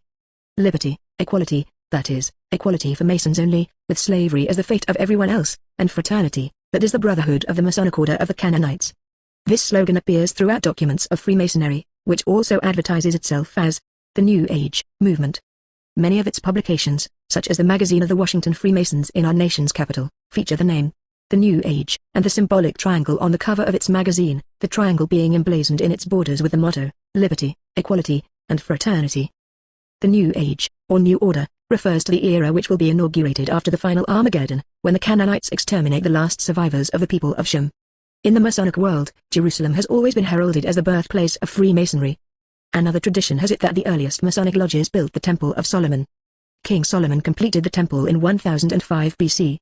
Solomon died at the age of 60, after a reign of some 40 years, and was succeeded by his son Rehoboam. Mackey's Encyclopedia of Masonry says under the entry, Oriental Chair of Solomon, the seat of the master in a symbolic lodge, and so called because the master is supposed symbolically to fill the place over the craft once occupied by King Solomon. For the same reason, the seat of the Grand Master the Grand Lodge receives the same appellation. In England it is called the throne. In Masonic symbolism, the rainbow appears as the sacred depiction of Lucifer, the light-bearer, and it indicates his brightness. On Masonic diplomas is inscribed the verse, "And God said, let there be light, and there was light." In fact, the use of God's name here is a typical subterfuge whose true meaning is known only to the higher degrees of Freemasonry, the occult degrees, and is an example of the internal deception by which the occult degrees rule the fellow crafts. Lucifer, in the true name of the being whom they worship as a god, their mentor, Albert Pike, made plain in his communications to Mazzini and other Masonic leaders. The symbols of Freemasonry, to those unaware of their Kabbalistic meaning, may seem innocuous enough, particularly to the great majority of Masons, the members of the 3 degrees of the Blue Lodges. They are never informed that the all-seeing eye of their symbolism refers not to light, but to the genitals, the eye of whore, which is the anus, and which signifies the homosexual or bisexual commitment of our present ruling class, the world order of the Canaanites. G stands for both generation, or the act of coitus, and for Gnosticism. It also glorifies the great god Baal, and T missing part of his anatomy, the phallus, which according to the legend of Set and Nimrod, had been removed. The worship of the phallus appears in Masonic ceremonies in the master degrees Maharbone, signifying the hermaphroditic son of Loth. The master's lodge represents the uterus, the middle chamber. The acacia signifies that all Tehi mysteries originated in India, or rather, that their initial inspiration came from that area. In the acacia rite, the fellow crafts are dressed in white, from the Greek signifying innocence, although it also signifies the corruption of innocence in many religious rites. The Acacia Mutual Life Insurance Company headquarters occupies a prominent place in Washington near the Halls of Congress. During his lifetime, J. Edgar Hoover, longtime head of the Federal Bureau of Investigation, accepted only one business association. He was named a director of Acacia Mutual, which was almost directly across the street from his headquarters at Eustace Mullins, Curse of Canaan 33. The FBI. Because of this association, it proved impossible to remove him from the FBI during his lifetime. The Masonic points also derived from the ancient mysteries. The triple degrees of the system correspond to the mysteries of Serapis, Isis, and Osiris. The entered apprentice is referred to the Eustace Mullins, Curse of Canaan 34. 3 lights, Osiris in the east, Isis in the west, and Horus, who was master, or living lord in place of Osiris, in the south. The hexapla, or seal of Solomon, is a 6-pointed star. In the Kabbalah, 6 is esteemed as a male number, which has been assigned by the Kabbalists to Microprospus, the vowel of the Hebrew alphabet, and the 6 middle signs. The Kabbalah itself is the basis of Theosophy. In the Encyclopedia Judaica, under the entry, Theosophy, it merely says, see Kabbalah. The Kabbalah took shape as a definite system, a secret sphere or body of knowledge, after the fall of Jerusalem. It relied heavily on numerology and incantations. The Hebrew gematria is a code which is based upon numerology. Devious explanations and prophecies are worked out by laboriously tracing various numerological values. For instance, through gematria it is shown that Moses wrote the farewell song. The first 6 letters of the first 6 sentences are the same as Moses' name in Hebrew 345. The Kabbalah claims that the sacred number offers the prospect of knowledge. This number, 142,857, is divided from the eternal number, 1, or 1 million, or God plus 6 symbols of endlessness, divided by 7, it always comes at 142,857. The primary numbers, 1 through 9, make up the triangle of the ternary, the completed image of the 3 worlds. 9 is also the number for Mars. The secret name of God is number 9, and the period of gestation is 9 months. All of this information is to be found in the Kabbalah. The chants and incantations from the Kabbalah include such esoterica as the Key of Solomon, which gives the formula for summing up Lucifer, so come forth. Enter. Or I shall torture you endlessly by the force of the powerful names of the key, Alglon, Tetragram, Vacans, Stimulamation, Esphras, Tetragrammaton, Olson, Irion, Erethan, Existron, Ozona, On, Oisin, Mosen, Messias, Sorta, Emanu, Sabut. A symbol which is to be found in every Masonic lodge is the representation of a blazing star. Masons, apparently not knowing its true origin, claim it is the symbol of prudence. In fact, it represents the dog star, Sirius. The inundation of the Nile occurred in Egypt when the sun was under the stars of the lion. To the Egyptians, it was known as the god Anubis. We know it by the name from the Hebrew, Sahar, which in Greek became Sirius, and in Latin, Sirius. Its appearance was the sign to the ancient Egyptians to retire to higher ground, before the rising of the Nile, a tradition of prudence unknown to the present-day Masons, who nevertheless ascribe to it the correct interpretation of prudence. The character emblazoned on the Masonic apron is the triple tau, a compound of 3 T's, or, in Greek, tau. It stands for the old Egyptian Nilometer, which was used to ascertain the height of the Nile's inundation, on which the life of the inhabitants depended. It thus became the symbol of health and prosperity, having the power as an amulet to avoid evil. A key Masonic ceremony is based on the tradition that the three great secrets of the mystery school of Moses were known to no one man. The three secrets, also called the three words, were known by King Solomon, King Hiram of Tyre, and Hiram Abiff of Tyre, who is called the widow's son by Masons. Tyre, of course, was one of the key Canaanite cities. 3 Masons of lower degree sought to force Hiram Abiff to tell them the word which was in his keeping. He was murdered by them because he refused. The murder ritual of Hiram Abiff is one of the key Masonic ceremonies, and it is intended to impress upon them the importance of submitting to murder rather than to give away any secret of the Masons. It also, as Stephen King points out, emphasizes the importance of the element of murder in all of Freemasonry, perhaps the single Eustace Mullins, Curse of Canaan 35. Most constant factor which links all of their ceremonies. The murder of Hiram Abiff is solemnly reenacted at the reception of a Master Mason. The chamber is draped in black, with Death's head painted on the walls. A body is displayed in a coffin, and the entire story is then reenacted, culminating with the murder of Hiram Abiff by 2 apprentices. This impresses upon the members of the fellow craft that the blood-curdling oaths which they are required to take are no idle ceremonies, and that they must be faithful to the Masonic Canaanite rite, or their lives will be forfeit. In the Masonic ceremonies, a new name for God, whom they always hated, was coined by the ritualists, because they dared not use the name of their real god, Lucifer. They now called on the mystical Jah-Bul-On, a name which they originated by combining the various deities of the Canaanite devil worshippers, Jah, from the original Jah-Bul, the Hebrew name for the Canaanite god Baal, and On, representing the Egyptian god, Osiris. Because of their Kabbalistic origins, the number 13 is of great significance in Masonic rites. A council of 5, which is composed of the family leaders of the Rothschilds and their closest associates, governs the world order of Canaanitic Freemasonry. Below it is the Council of 13, which also has great authority. After them comes the Council of 500. The Council of 500 is made up of the leading politicians and business leaders of the world, it also includes the most prominent men from education and religion. The members of this council are often present at the policy meetings of the Bilderberger organization, with which it basically corresponds. Key elements in the world program of Freemasonry are frequently enacted on their special date, the 13th. Thus, the Federal Reserve Act, a key point in the control of the world's economic systems by the Canaanites, was enacted onto law on the 23rd of December, 1913. The 16th Amendment to the Constitution of the United States, the Income Lux Amendment, which was also a key element in the program, was adopted on May 31, 1913. This amendment gave the Canaanites control over every economic aspect of the captive population of the United States. From that day on, they had to report every penny of both income and assets, as had been laid down by Lenin in his program, The Threatening Catastrophe, which he had published in 1917. This program called for the confiscation of assets as punishment for concealing income. It was adopted by the Internal Revenue Service. The Lenin program now is the official operating doctrine of the IRS. The 17th Amendment to the Constitution of the People of Shem, the amendment changing the requirements for electing senators to the Congress, was adopted on May 21, 1913. These 3 amendments effectively sabotaged the Constitution, removing its historic protections of the people against a tyrannical government. Because income is actually property, the 16th Amendment stripped citizens of the United States of all property rights, as did the later provisions for confiscation of all money and property. The Senate Election Amendment stripped the state legislatures of their historic right to elect senators. It had been required to maintain the balance between the less populous and the more populous states. It now costs $10 million to elect a senator. This amendment left the inhabitants of the several states spare to the most vicious intrigues of the barbaric and devil-worshipping Canaanites. In effect, the people of Shem lost a racial and religious war, because of these 3 acts of 1913. The emphasis on the number 13 also restates the resolve of the Freemasons to destroy their historic enemy, Christ, and his 12 disciples. When the Rockefellers set up their criminal control of the state legislatures, the Council of State Eustace Mullins, Curse of Canaan 36. Governments, they symbolically installed it at a building numbered 1313.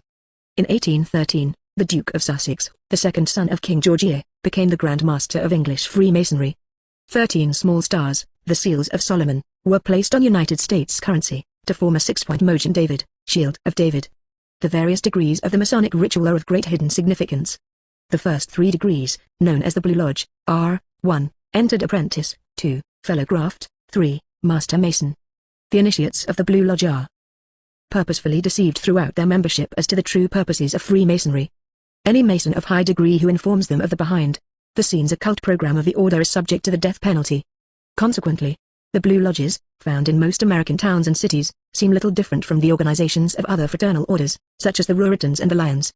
Superficially, all 3 groups seem to be drawn from the same strata of society, earnest, family men, often church-goers, representing the essential qualities of small-town life. But the resemblance is only superficial. The Masonic Order usually draws its members from the leading merchants, and from the professions, bankers, doctors, and lawyers. They come to their meetings, they dabble in some charity work, and in general, they mark time until that day when they are asked to perform some unusual task for a fellow Mason, or for the national or world order. At that time, they finally realize that the blood oath does have significance, but by that time it is usually too late.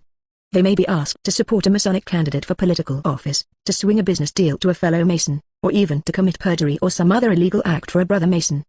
Even then, they are never offered any confidences. They are merely told what they must do, and they must obey.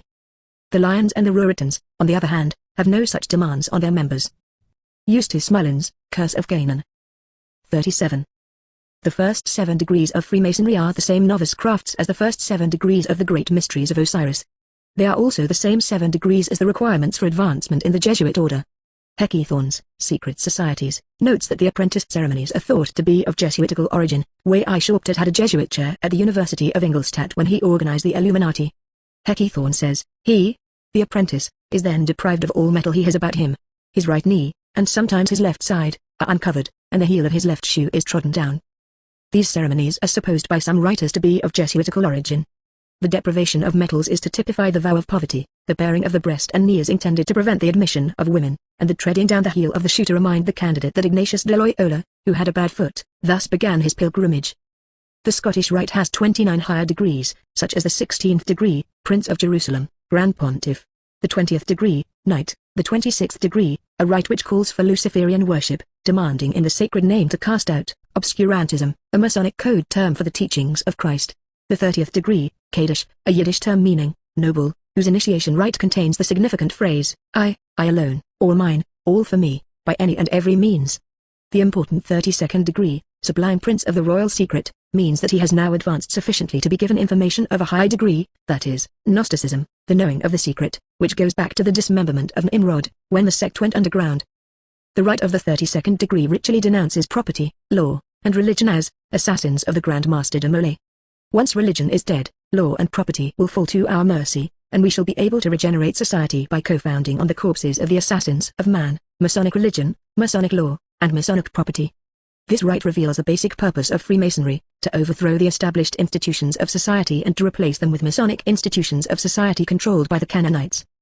The Scottish Rite also has the Rite of Herod, the French Rite, the Grand Orient Rite, Mizraim Rite, which is a rite of ancient Egypt named after the son of Ham. Of these degrees, the Rite of Herod memorializes the most brutal king in history. Many Jews denounced Herod because of his bloodlust. He ordered all newborn babies to be killed, so as to ensure killing the newborn Christ. It is the 33rd degree which is of the most importance in learning about the real aims of Freemasonry. Known as the Revolutionary Degree, it confers the title of the Supreme Pontiff of Universal Masonry. Only those who reach the 33rd degree are allowed to wield world power, hence the title, Universal. Consequently, most heads of government, or persons of like importance, are 33rd degree Masons. Of course they cannot be loyal to any nation they head, because their loyalty has already been pledged, on penalty of death, to Universal Masonry. A typical 33rd degree Mason was the late President of the United States, Harry S. Truman. Lacking any known talents, he had a disastrous career as a haberdasher. He was then deemed unemployable for any known profession. His problem was solved when he became the chief organizer for the Masonic lodges throughout the state of Missouri. This miserable creature later allowed his mother's farm to be sold to pay his debts, while he continued on the non-paying course. After he had served the Masonic order well for a number of years, the order then nominated him for a judgeship, as is often done by the order in maintaining its iron control over the courts of the United States. His subsequent political career was then assured. To draw Eustace Mullins, Curse of Canaan 38. Attention away from the Masonic sponsorship of his career, a great deal was made of a passing association with the boss of the Kansas City underworld, Boss Pendergast, as the man behind his meteoric rise. In fact, Pendergast was also a Mason. After attaining the 33rd degree, Truman secretly changed his name by adding the initial S, which stood for Solomon. He frequently told journalists that the S doesn't stand for anything. As president, he was consistently loyal to the revolutionary tradition of the 33rd degree. Hailing the blood-soaked dictator, Joseph Stalin as Good Old Joe, he initiated the Marshall Plan to continue the secret shipment of supplies to the Soviet Union. He publicly labeled the Alger-Hiss treason case a red herring, and he authorized the State Department's George Kennan to draw up their containment policy, which guaranteed that Russia would continue to occupy the Central European nations without any interference, after they had conquered them by armed aggression. In all of his revolutionary work, he was ably assisted by his closest personal confidant, David Niles, or Naus, a communist homosexual who had one sister holding an important position in the government of Israel, and another sister who had a policy-making position in Moscow. To protect him while he was on his nightly drunken cruising sprees in the back alleys of Washington, Niles had J. Edgar Hoover assigned to FBI agents to follow him. They had to crouch behind garbage cans while he engaged himself in his customary pursuits, and then saw to it that he returned safely to the White House. This FBI tradition was continued for Walter Jenkins during the Lyndon Johnson occupancy of the White House. One of the most revolting personalities in the history of the United States was the chief organizer of Freemasonry, Albert Pike. Born in Boston, he went to Harvard University and later moved to Arkansas. He served as a general in the Confederate Army during the Civil War, after which he devoted the rest of his life to promoting Freemasonry. He is credited with having brought the Scottish Rite into prominence in the United States.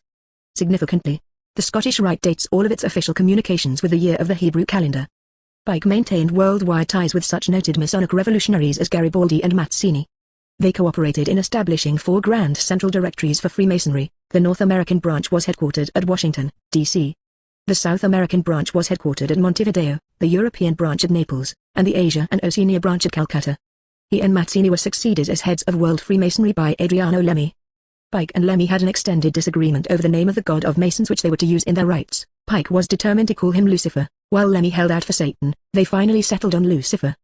Pike subsequently used the term, Sublime Pontiff of Lucifer, to describe himself. Although he came from modest origins, Pike, during his years in Arkansas, seemed to possess unlimited funds, for which no source has ever been established.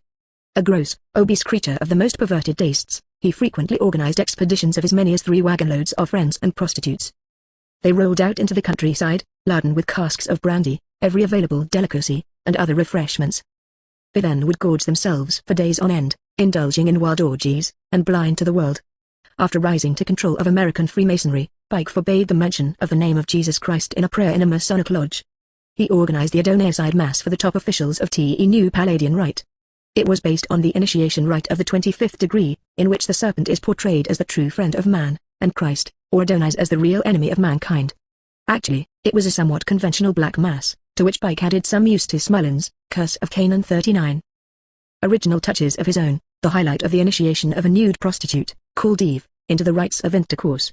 A fowl or animal was then immolated as a bloody sacrifice to Lucifer, to celebrate the victory of the synagogue of Satan over Christ, followed by the ritual defiling of the host. The blood was passed around to the celebrants to be drunk, after which the flesh was ritually eaten. All those present then abandoned themselves to a drunken orgy. Despite his frequent dissipations, Pike was a tireless organizer. He managed to produce the massive textbook, Morals and Dogma, which is the Bible of American Freemasonry to this day. First published in Charleston, the Mother Lodge, in 1871, the book indicates from its very first page the tyrannical intent of Freemasonry. The blind force of the people is force that must be economized, and also managed it must be regulated by intellect. The force of the people cannot maintain and continue in action and existence a free government once created. This is the bold resolve that Freemasonry cannot tolerate the existence of a free government. Therefore, the American Republic and the Constitution of the United States, written by and for the people of Shem, must be eliminated. Pike's book, by and large, is simply a formulation of the program which the Canaanites had already been pursuing for 3,000 years. It gave a precise set of instructions by which the American people could be brought under control and bent to the ends of Freemasonry. Pike positively identifies the demonic origins of Freemasonry on page 22. Masonry, successor of the mysteries, still follows the ancient manner of teaching. Masonry is identical with the ancient mysteries.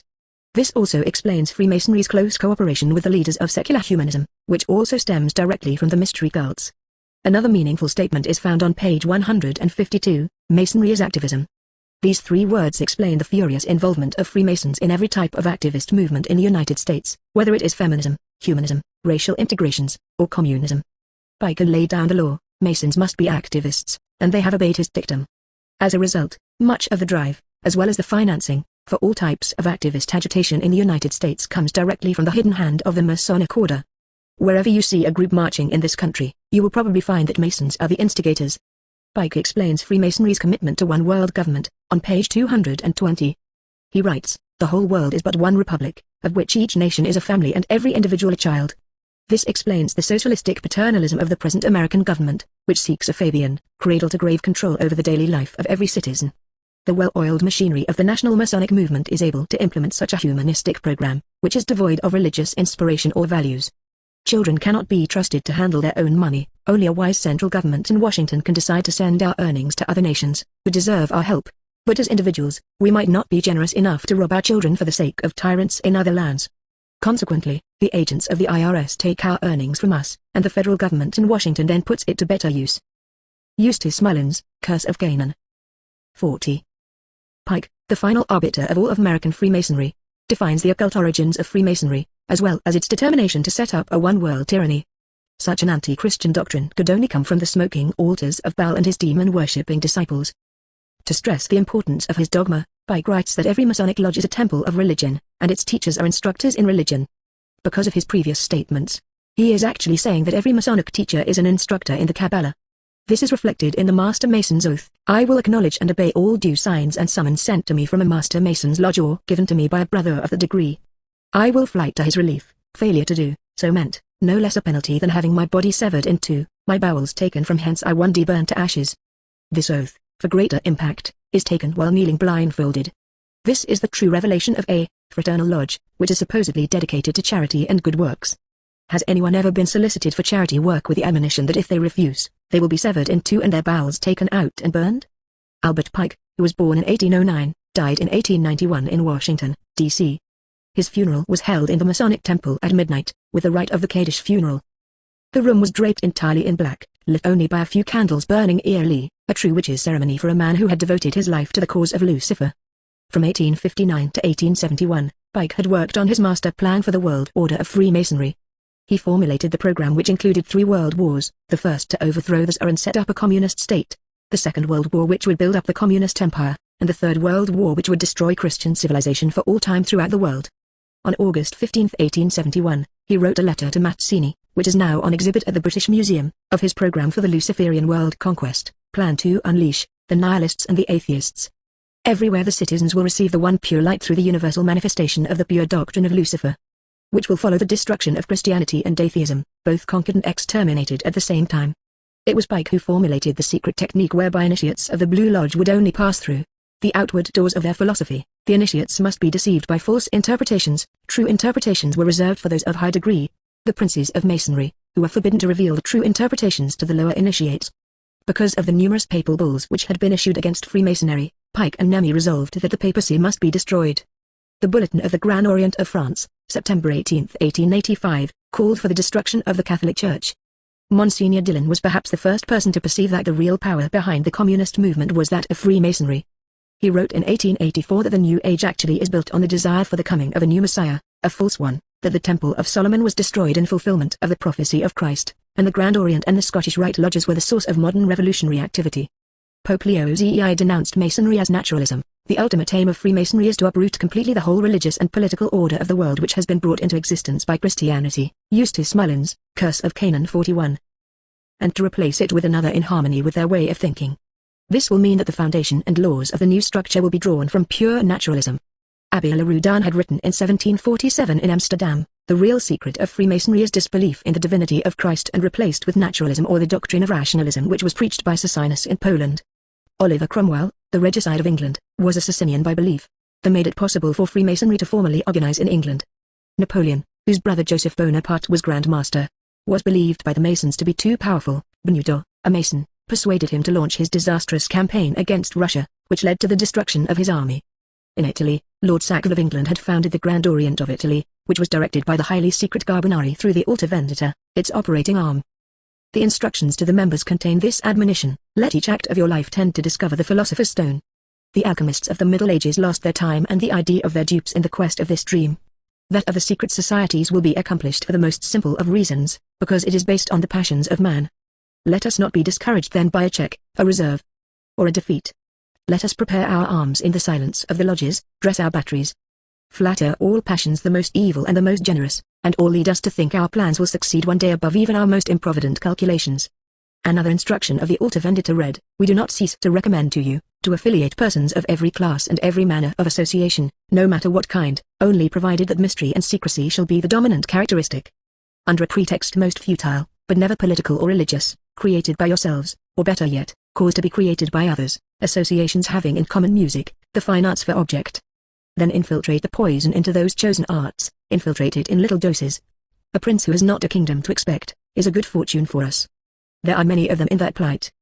These poor princes will serve our ends, while thinking to labor only for their own.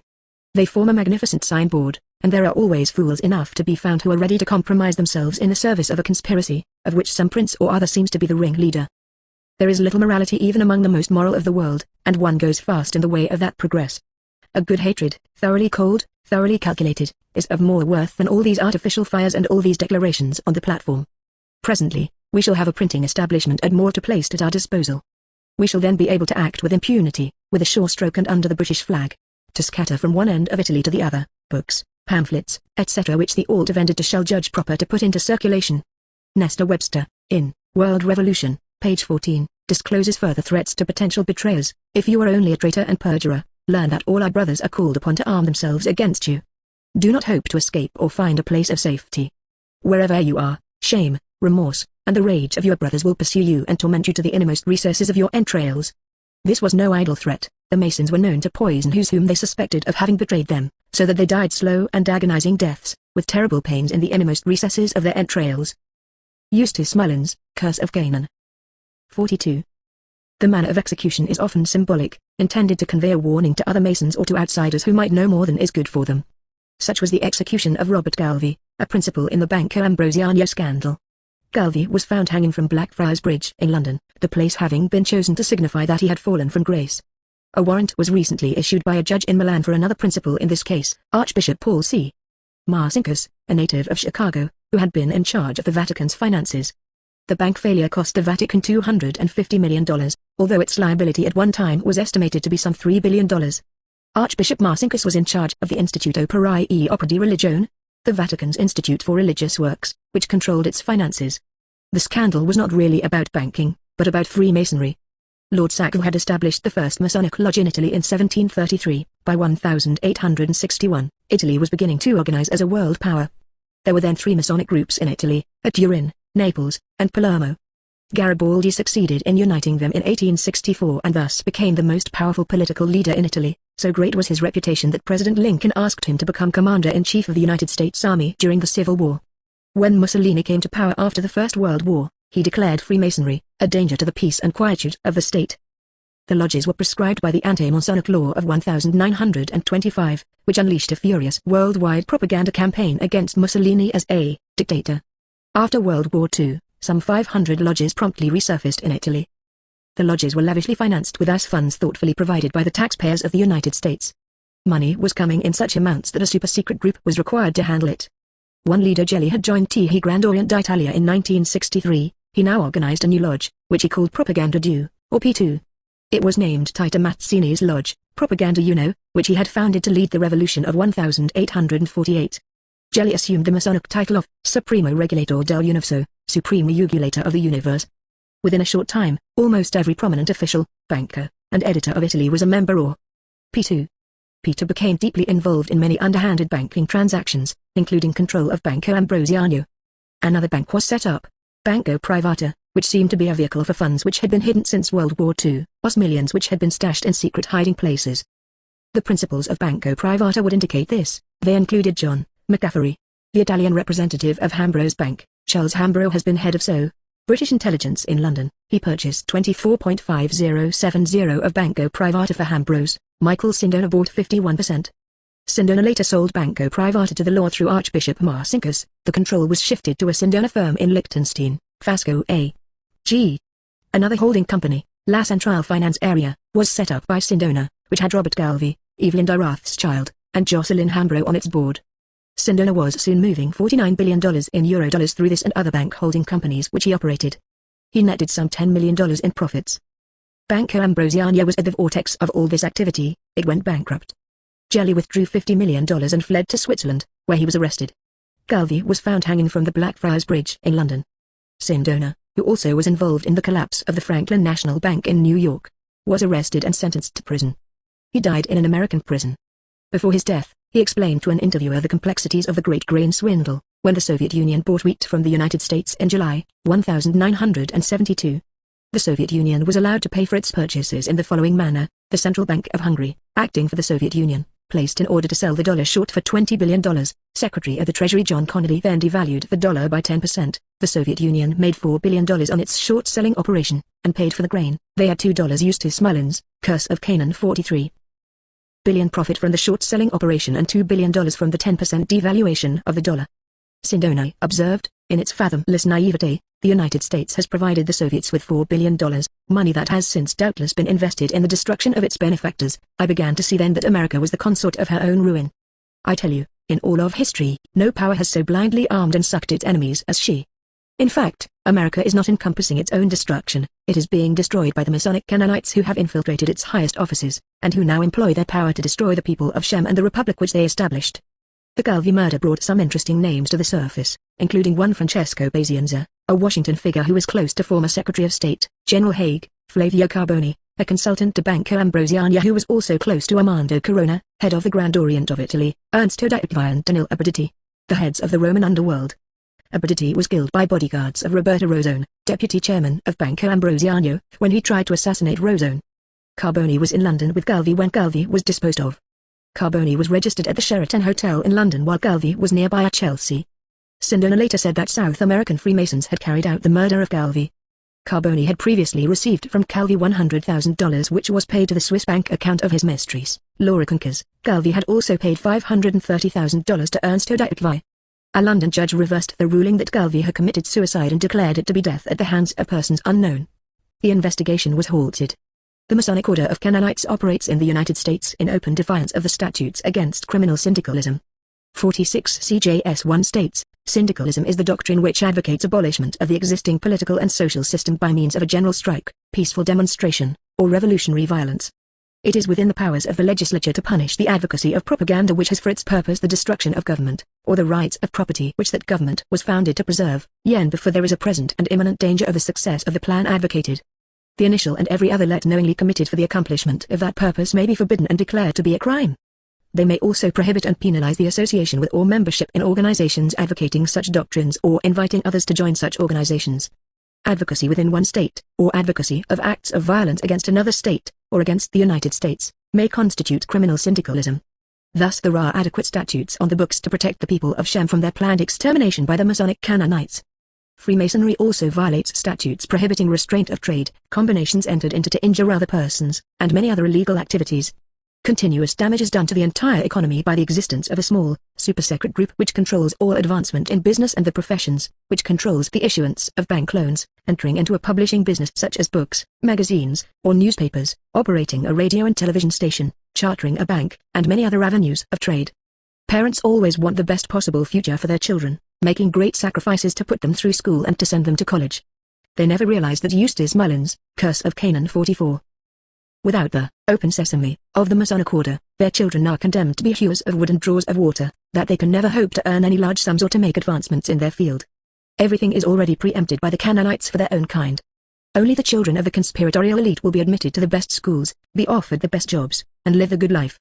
For the rest of America, the party is over. Eustace Mullins, Curse of Canaan. 45. Chapter 3. Secular humanism. The Masonic Order of Canaanites has flourished because he has chosen its propaganda vehicles with great care.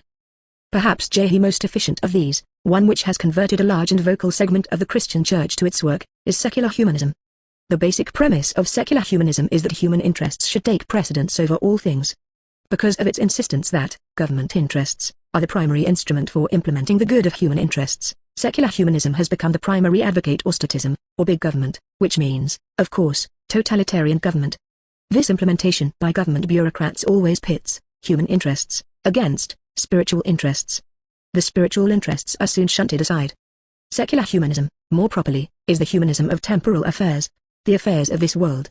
For those who believe there is no afterlife, it is of supreme importance to maintain total control throughout this life, believing that there is no other. Those who believe in the afterlife, on the other hand, are tempted to be too tolerant of outrages on the earth, supposing that things will be better in the next world. Many people confuse in their own minds the term humanitarianism with that of humanism.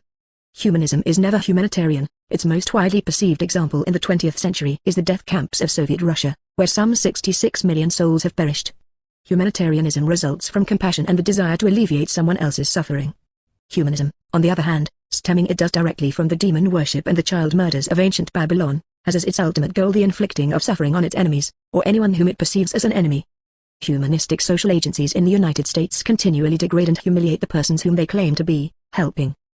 The Internal Revenue Service is the outstanding humanistic agency in the United States. Its goal is to redistribute the wealth of the citizens to more deserving recipients. Quite often, these recipients are resident in foreign lands, and they would like nothing better than to see the United States destroyed. Humanism always has a specific political direction. Its aim is to usurp and replace man's political institutions, and to set up in their place a permanent type of socialism, in which the good of humanity will be administered by the bureaucracy of the totalitarian state. The welfare state, which has been established in so many Western nations, is a giant step on the path leading to this goal. Despite the many references to secular humanism by both its advocates and its opponents, one seldom hears any concrete discussion about what secular humanism is, or about its sources. This is particularly surprising, because both its origins and its history are easily available from standard reference sources. Also, the more vocal advocates of secular humanism are often found in academia, where scholarship is a way of life, and where this subject offers many tempting Eustace Mullins, Curse of Canaan 46. Avenues of research. In the present work, this writer had not expected to take up the subject of humanism. Indeed, when beginning the researching of the demonology of history, it seemed unlikely that humanism would appear in any role. Like most other scholars, the present writer had failed to consider one essential aspect of humanism. For the revelation of this particular aspect, we are indebted to a Russian émigré, Vladimir Voinovich. He quotes a Surkov, a speaker at the First Congress of Soviet Writers. Poets somehow or other overlook a fourth aspect of humanism, one expressed in the severe and beautiful concept of hatred. Indeed, most writers would fail to perceive that hatred is a vital aspect of humanism. Perhaps it is more obvious in Soviet Russia than in other countries. Voinovich goes on to characterize hatred as perhaps the most important single component of humanism. But how is this possible? How could humanism, the placing of humanity's interests above those of spiritual concern, the improvement of mankind by denying any spiritual role in man's development, and concentrating strictly on his own humanistic interests, contain the fundamental ingredient of hatred? Only someone experienced in the horrors of the modern Soviet state could be qualified to identify hatred as the prime ingredient of humanism. The Soviet government, administrator of the world's most humanist state, has murdered some 66 million of its own citizens since the Bolshevik Revolution, according to its leading writer, Alexander Solzhenitsyn. All this has been done in the name of socialist realism, or humanism. The essential ingredient of humanism, hatred, can be traced directly back to its source, the demon worshippers of Baal in ancient history. The Canaanites who indulged their appetite for human sacrifice in the name of religion, cannibalism in the rite of honoring their gods, and child murder in the name of Moloch. These are the same Canaanites who operate the great nations of the world today, and who eagerly look forward to more of the massacres which they have perpetrated in the 20th century, and which has made our time the scene of the greatest mass murders in the history of mankind. The demonic sources of humanism are reflected not only in their denial of God and the Kabbalistic claim that God took no part in the actual creation of the world, but also in its philosophical inspiration, which stems solely from Satan and his evil activities. As 1. M. Haldeman writes, all of the spirit worlds is moved with the wisdom of the fallen angel. The spirits of the dark zone are coming forth in a spiritistic period. Spiritism is but the agency in the hands of that great fallen angel who still retains the title as the prince and god of this world and of long date is determined to fulfill and function it.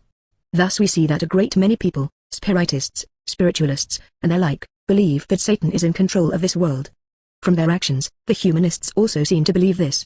Certainly they would not have taken hatred of life as a principal ingredient of their philosophy if they had not adopted the practice of Satanism. As we examine the long history of humanism, and trace its manifestations from the ancient world to the present time, we find singular coefficients which appear in all of its various historical periods. The first, of course, was the Canaanite world of Baal and Ashtoreth, with its focus on demonic methods of worship. In its subsequent manifestations, probably due to increasing public resistance, it took on a protective coloration of intellectual costume. Baal became Dr. Faustus.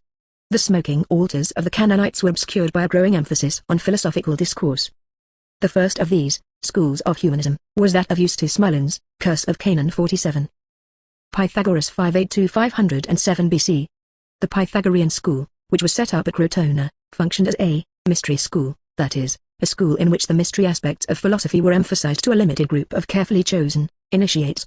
The Pythagorean equation was based on the dualism of first principles, the limited, or source of definitiveness, and the unlimited, or source of divisiveness.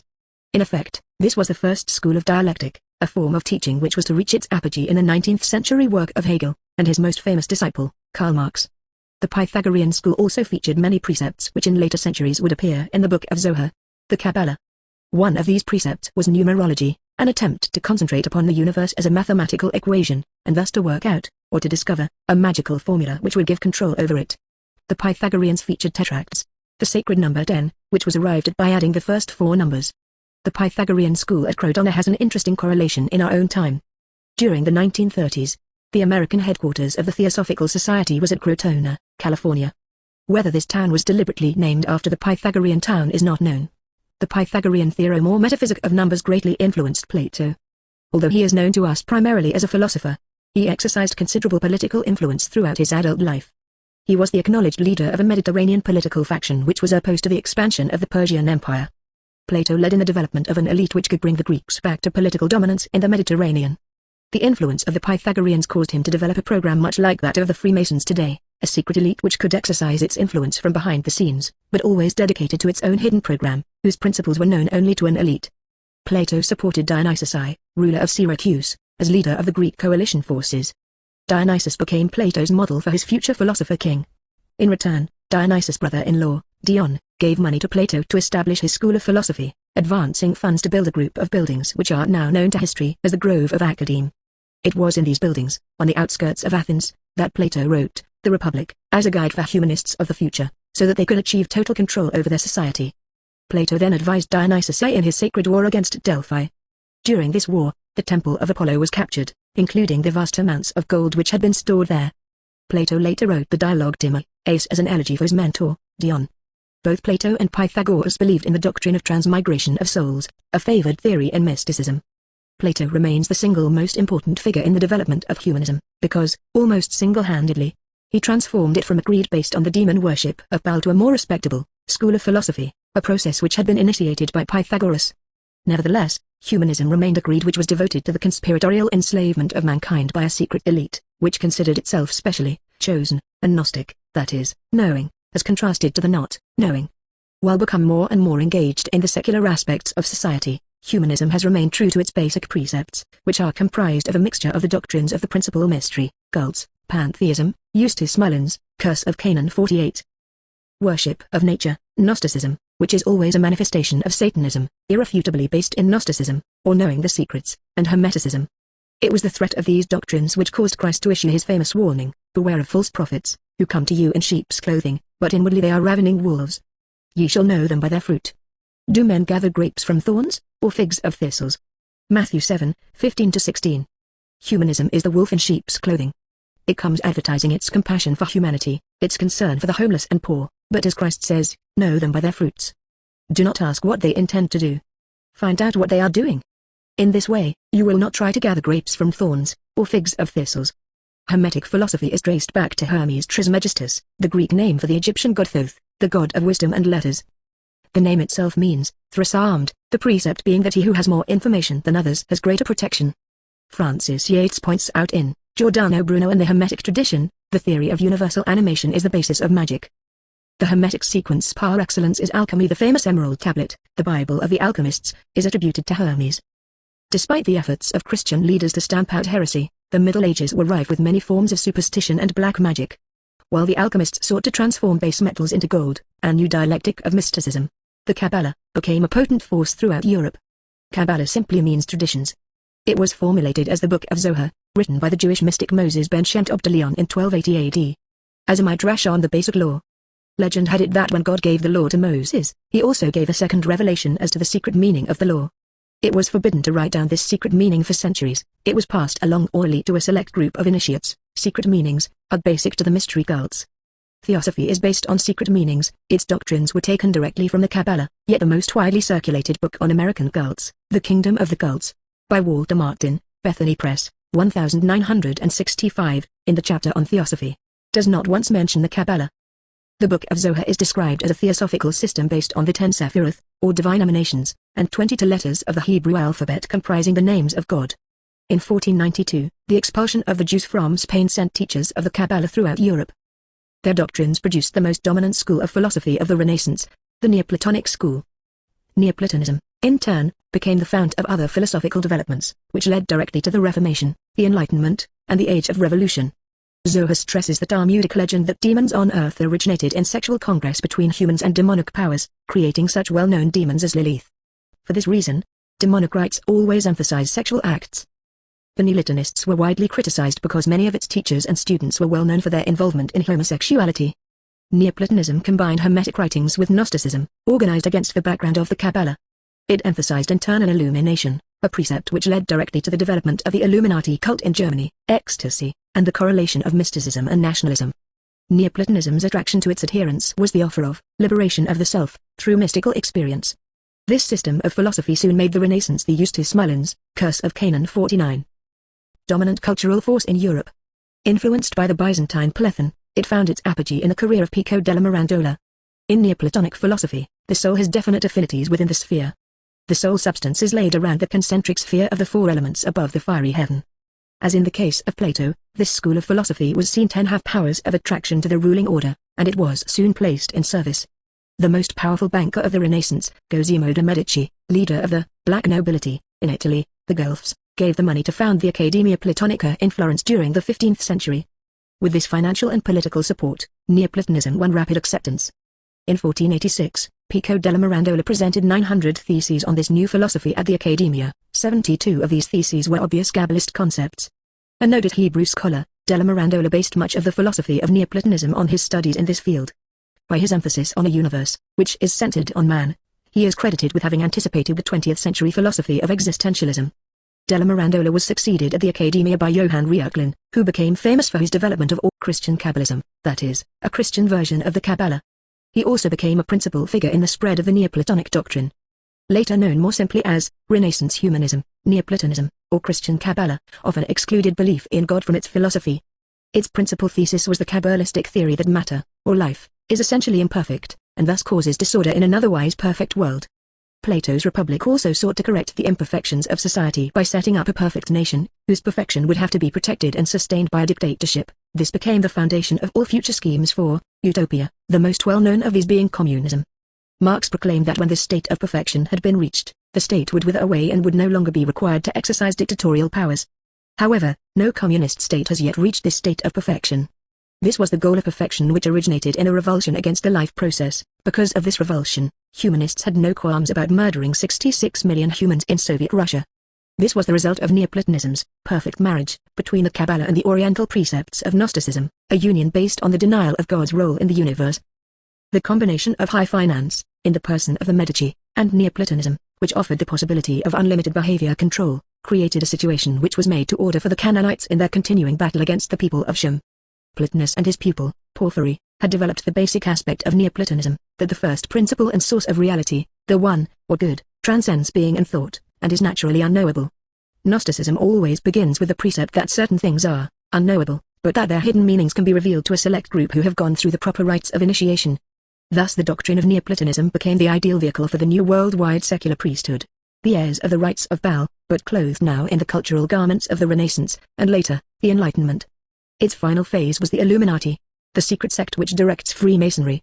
The Oxford English Dictionary defines humanism as concern with merely human interests, as distinct from divine. In the notes, we find 1716, M. Deviant Brit. 170, their Jesuit boasting monopoly and bragging tyranny over humanistical schools. Eustace Mullins, Curse of Canaan. 50. Because humanism was based on the relativism of Protagoras, it developed successively into the Renaissance, the Reformation, the Enlightenment, Marxism, and Freudianism. Freudianism then developing its own offshoots of feminism, bisexuality, and the drug culture. Humanism became the guiding force of the development of socialism and Fabianism in England and the United States. Its principal propagandists were careful to establish that humanism was based on atheism, amorality, and a socialist one-world state. Corliss Lamont, the son of a partner in the firm of J. P. Morgan Company, became the principal spokesman for Humanism 11 the United States. He says, a truly humanist civilization must be a world civilization. He drafted a humanist wedding ceremony which is now widely used to replace the traditional Christian rite. In 1953, an official humanist manifesto appeared. It states, I, the universe is self-existing and not created. 2. Man is PMT of nature, the noble savage, as defined by Rousseau, the precursor of the French Revolution. 3. Modern science provides the only acceptable definition of the universe or of human values. 4. Exclude any supernatural explanation of a universe or of human values. 5. The end of life is the complete realization of human personality through liberalism and liberal education. The emphasis on personality development became effective only after traditional values had been destroyed. People no longer knew who they were or what the purpose of their life might be. They were then ripe for the school of personality, that is, humanist propagandists who could recruit them for alternative lifestyles, or homosexuality, and for the program of the Communist Revolution. Humanism also provides the absolute justification for the oppressive intervention of liberal officials in every aspect of citizens' lives. Our personal freedom and rights come directly from God. No government can either bestow them or take them away, it can only administer them. The doctrine of humanism, by denying God's role in mankind's affairs, opens the door for a Kabbalistic state to take away all human rights, and thus set up a Soviet gulag, or world concentration camp. This would ensure the final victory of the Canaanites over the people of Shem, enshrining the hatred which is the core of humanistic philosophy in their absolute power over their historic opponents. The principal agencies of humanism in the United States are centralized in a small group of billion-dollar foundations which were set up to subvert the American Republic. In The World Order, I traced the history of these foundations back to the Peabody Fund, the chief carpetbagger power in the conquered southern states after 1865. Peabody, an American who became secretly affiliated with a Rothschild banking house in London, founded his own banking house, Peabody and Company, which later became J.P. Morgan and Company. His carpetbagger Peabody Fund, working closely with the federal military forces, which maintained their occupation of the southern states until 1877, later became the General Education Board. Still later, it was absorbed by the Rockefeller Foundation. Since World War II, at least 4 secretaries of state have been presidents of the Rockefeller Foundation, including John Foster Dulles, Dean Rusk, Cyrus Vance, and Henry Kissinger. The latter was a director. The humanist foundations use their tax-exempt billions to infiltrate and control American education, religion, and government. The humanist officials of the foundations, after undergoing extended brainwashing at subsidiaries of the Tavistock Institute, itself a branch of the British Army Department of Psychological Warfare, are thoroughly indoctrinated in the Canaanite program of world control. Thus Dean Rusk, who was of an old Georgia family, when he was informed by his world order controllers that he must marry off his daughter to a black man, enthusiastically called a press conference to announce the happy event. Eustace Mullins, Curse of Canaan.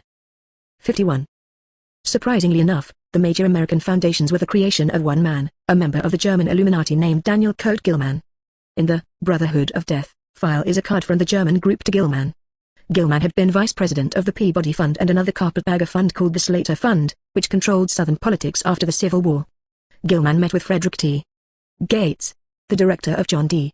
Rockefeller's charitable enterprises, and set up a new foundation for them in 1898, called the Southern Educational Board, which merged the Peabody and Slater funds.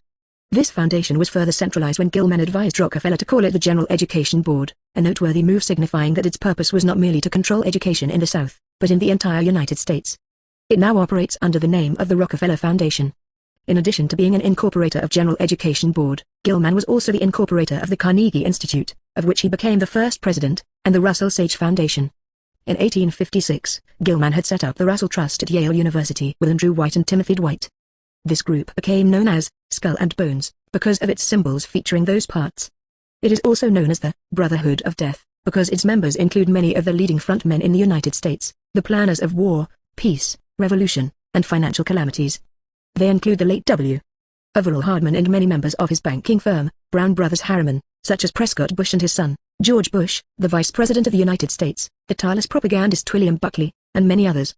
The 3 founders of the Russell Trust exercised a profound influence over our educational establishment. Dwight became president of Yale, White became the first president of Cornell, and Gilman became president of the University of California, and later Johns Hopkins University, where Woodrow Wilson came under his influence. The Russell Sage Foundation, also founded by Gilman, H.W., played an important behind-the-scenes role in the United States for many years. Frederick A.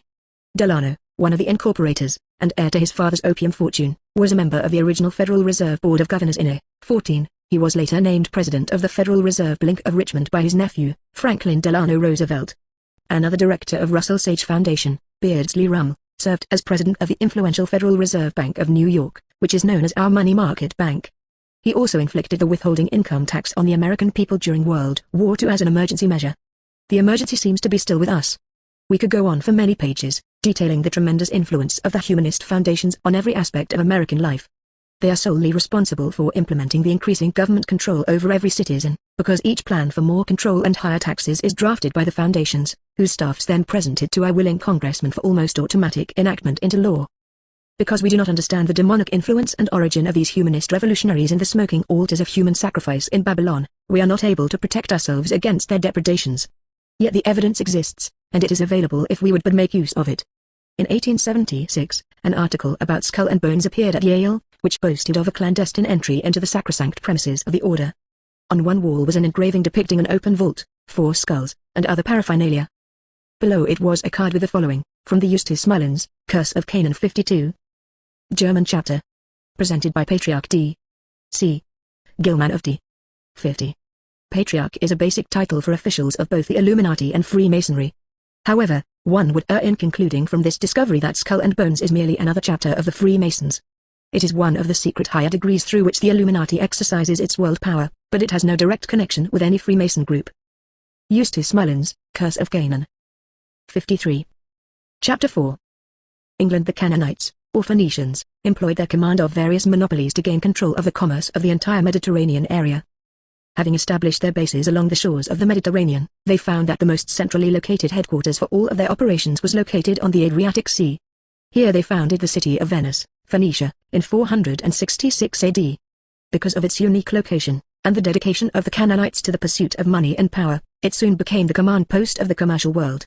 The 1152 census shows some 1,300 Jews in Venice. They paid a tax of 5% on their money-lending operations. They were also active as brokers in commodities. In 1366, they obtained the right to reside in Venice itself. Prior to that date, they had been forbidden to reside in the city, and were confined to living on the mainland Livmesta. They customarily charged from 10% to 20% on loans. Because of Venice's great commercial possibilities, they flocked in from many parts of the world. In 1492, after their expulsion from Spain, many Jews and Marinos settled in Venice. The colony was then divided into three groups: the Germans, known as Judci, the Levantini, from the Levant, and the Ponantini, or Westerners. In 1797, the French occupation opened the gates of the ghetto. Napoleon then gained power and established his Italian kingdom, from 1805 to 1814, which gave them further rights. During the Revolution of 1848, Castine reports in his History of the Jews that revolutionary Venice was ruled by Daniel Manini and two other Jews. The Venetians were always known as masters of intrigue. They aided the Turks in the conquest of Constantinople in 1453, which ended the 1200-year reign of the emperors of Byzantium. The Turks were shocked at the rapacity of the Venetians, who carried off much of the city's legendary art treasures, gold, and jewelry. After they had returned home with their loot, the Venetians actively disputed control of the Mediterranean with the Turks, fighting them continually from 1453 to 1718. Venice had now become the headquarters of the ruthless, social-climbing band of entrepreneurs who purchased titles for themselves, or created them out of thin air, built splendid mansions, and collected the art treasures of Europe. They financed their new lifestyle with the enormous sums which they garnered from trade, piracy, and money lending. From the year 1171, this group became known throughout Europe as the Black Nobility, because they were of Canaanite origin, as contrasted to the fair-skinned nobility of the people of Shem. The Black Nobility gradually infiltrated the noble families of Europe. Today, they constitute most of the surviving European royalty. Because of their ruthlessness, the Venetians attained a worldwide reputation as international arbiters of intrigue, revolution, poisoning, and other forms of assassination. They often conspired to bankrupt any opponent, and were known to cruelly rape the daughters of anyone in Eustace Mullins, Curse of Canaan 54. The oligarchy who dared to oppose them. From Venice, they rapidly spread northward like some new form of plague, setting up businesses and banking establishments in the northern cities of Italy. They bought more titles and intermarried with impoverished families of the old nobility. In Florence, the preeminent family was the de Medicis, who used their wealth to establish an academia which foisted humanism on the world. The de Medici established Florence as the European center of the Black Nobility, or Guelphs, as they were now called. The Black Nobility also established close ties with the ruling families of England, through the Savoy and Este families. The Savoys ruled Italy from 1146 to 1945. The Este family ruled Ferrara from the 12th century until Italy was united in 1860. Peter, the 9th Count of Savoy, married his niece, Eleanor, to King Henry I of England, and thereby became his privy councillor. King Henry granted him large estates, with the title of Earl of Richmond. Peter brought in other members of the Black Nobility to marry English noblemen, who included Richard de Burgh, the Earl of Lincoln. Peter's younger brother, Boniface, was appointed Archbishop of Canterbury. Peter died in 1268. The founders of the European dynasties which lasted into the 20th century were Rupert, Count of Nassau, who died in 1124, and Christian, Count of Oldenburg, who died in 1167. From Rupert came the Hesse-Darmstadt line, the Hesse-Kassel line, the Dukes of Luxembourg, the Battenborgs, the Prince of Orange and Nassau, and the Kings of the Netherlands. From Christian came the Kings of Denmark and Norway, the Schleswig-Holstein line, and the Hanovers, who became kings of Great Britain from 1717 to the present time. Also of the Black Nobility were the Dukes of Normandy, the Angevins and the Plantagenets, who became the Tudor and Stuart kings of England, the Saxe-Coburgs, and the Wittelsbachs. The Hanover line was always deeply involved with Freemasonry. The Hanovers became kings of England in 1717. That same year, The first Grand Lodge was established in England. The Masons' Company had been established in England in 1376 in London and had obtained a grant of arms from King Henry VI in 1472. It was incorporated by King Charles in 1677. But this was Guild Masonry, the builders, which was taken over in 1717 by speculative masonry, which opened the groups to members of other professions. A poem appeared in London in 1723, The Freemasons, a Hudibrastic poem, which rhymed, "If history be not ancient fable, Freemasons came from the Tower of Babel." A tradition was established that a member of the royal family, or someone with close ties to Buckingham Palace, would be named Grand Master of the English lodges. From 1782, the Duke of Cumberland, the Prince of Wales, and the Duke of Sussex were Grand Masters. The Duke of Sussex was King George's second son. He married Louise, daughter of the King of Prussia. He later had 2 children by his mistress. They took the family name of Este. Queen Victoria was always proud of her connection with the House of Este, which had begun as the House of Azul. The House of Windsor is the world's preeminent family of reigning monarchs today. They represent the final triumph of the Guelph faction, or black nobility, the culmination of the Canaanite drive for power. Their rise had been continuous since the 13th century, when they defeated their most powerful opponents, the Teutonic Hohenstaufen dynasty, who were known Eustace Mullins, Curse of Canaan 55. As the Guibane faction. They had been named after one of the Hohenstaufen strongholds, Weiblingen. Frederick I, Barbarossa, as head of the Hohenstaufens, had extended his rule into northern Italy, where he was surprised by the unexpectedly strong challenge from the Guelph faction. The struggle, which lasted for more than a century, was won by the lower nobility faction of the Guelphs because of their strength among the rising merchant class. The Gibeons, or high nobility, continued to be the knights on horseback, refusing to sully their hands with trade. The Gibeons ruled the northern cities of Siena, Milano, and Pisa, while the strength of the Guelphs was centered in Florence and Ferrara.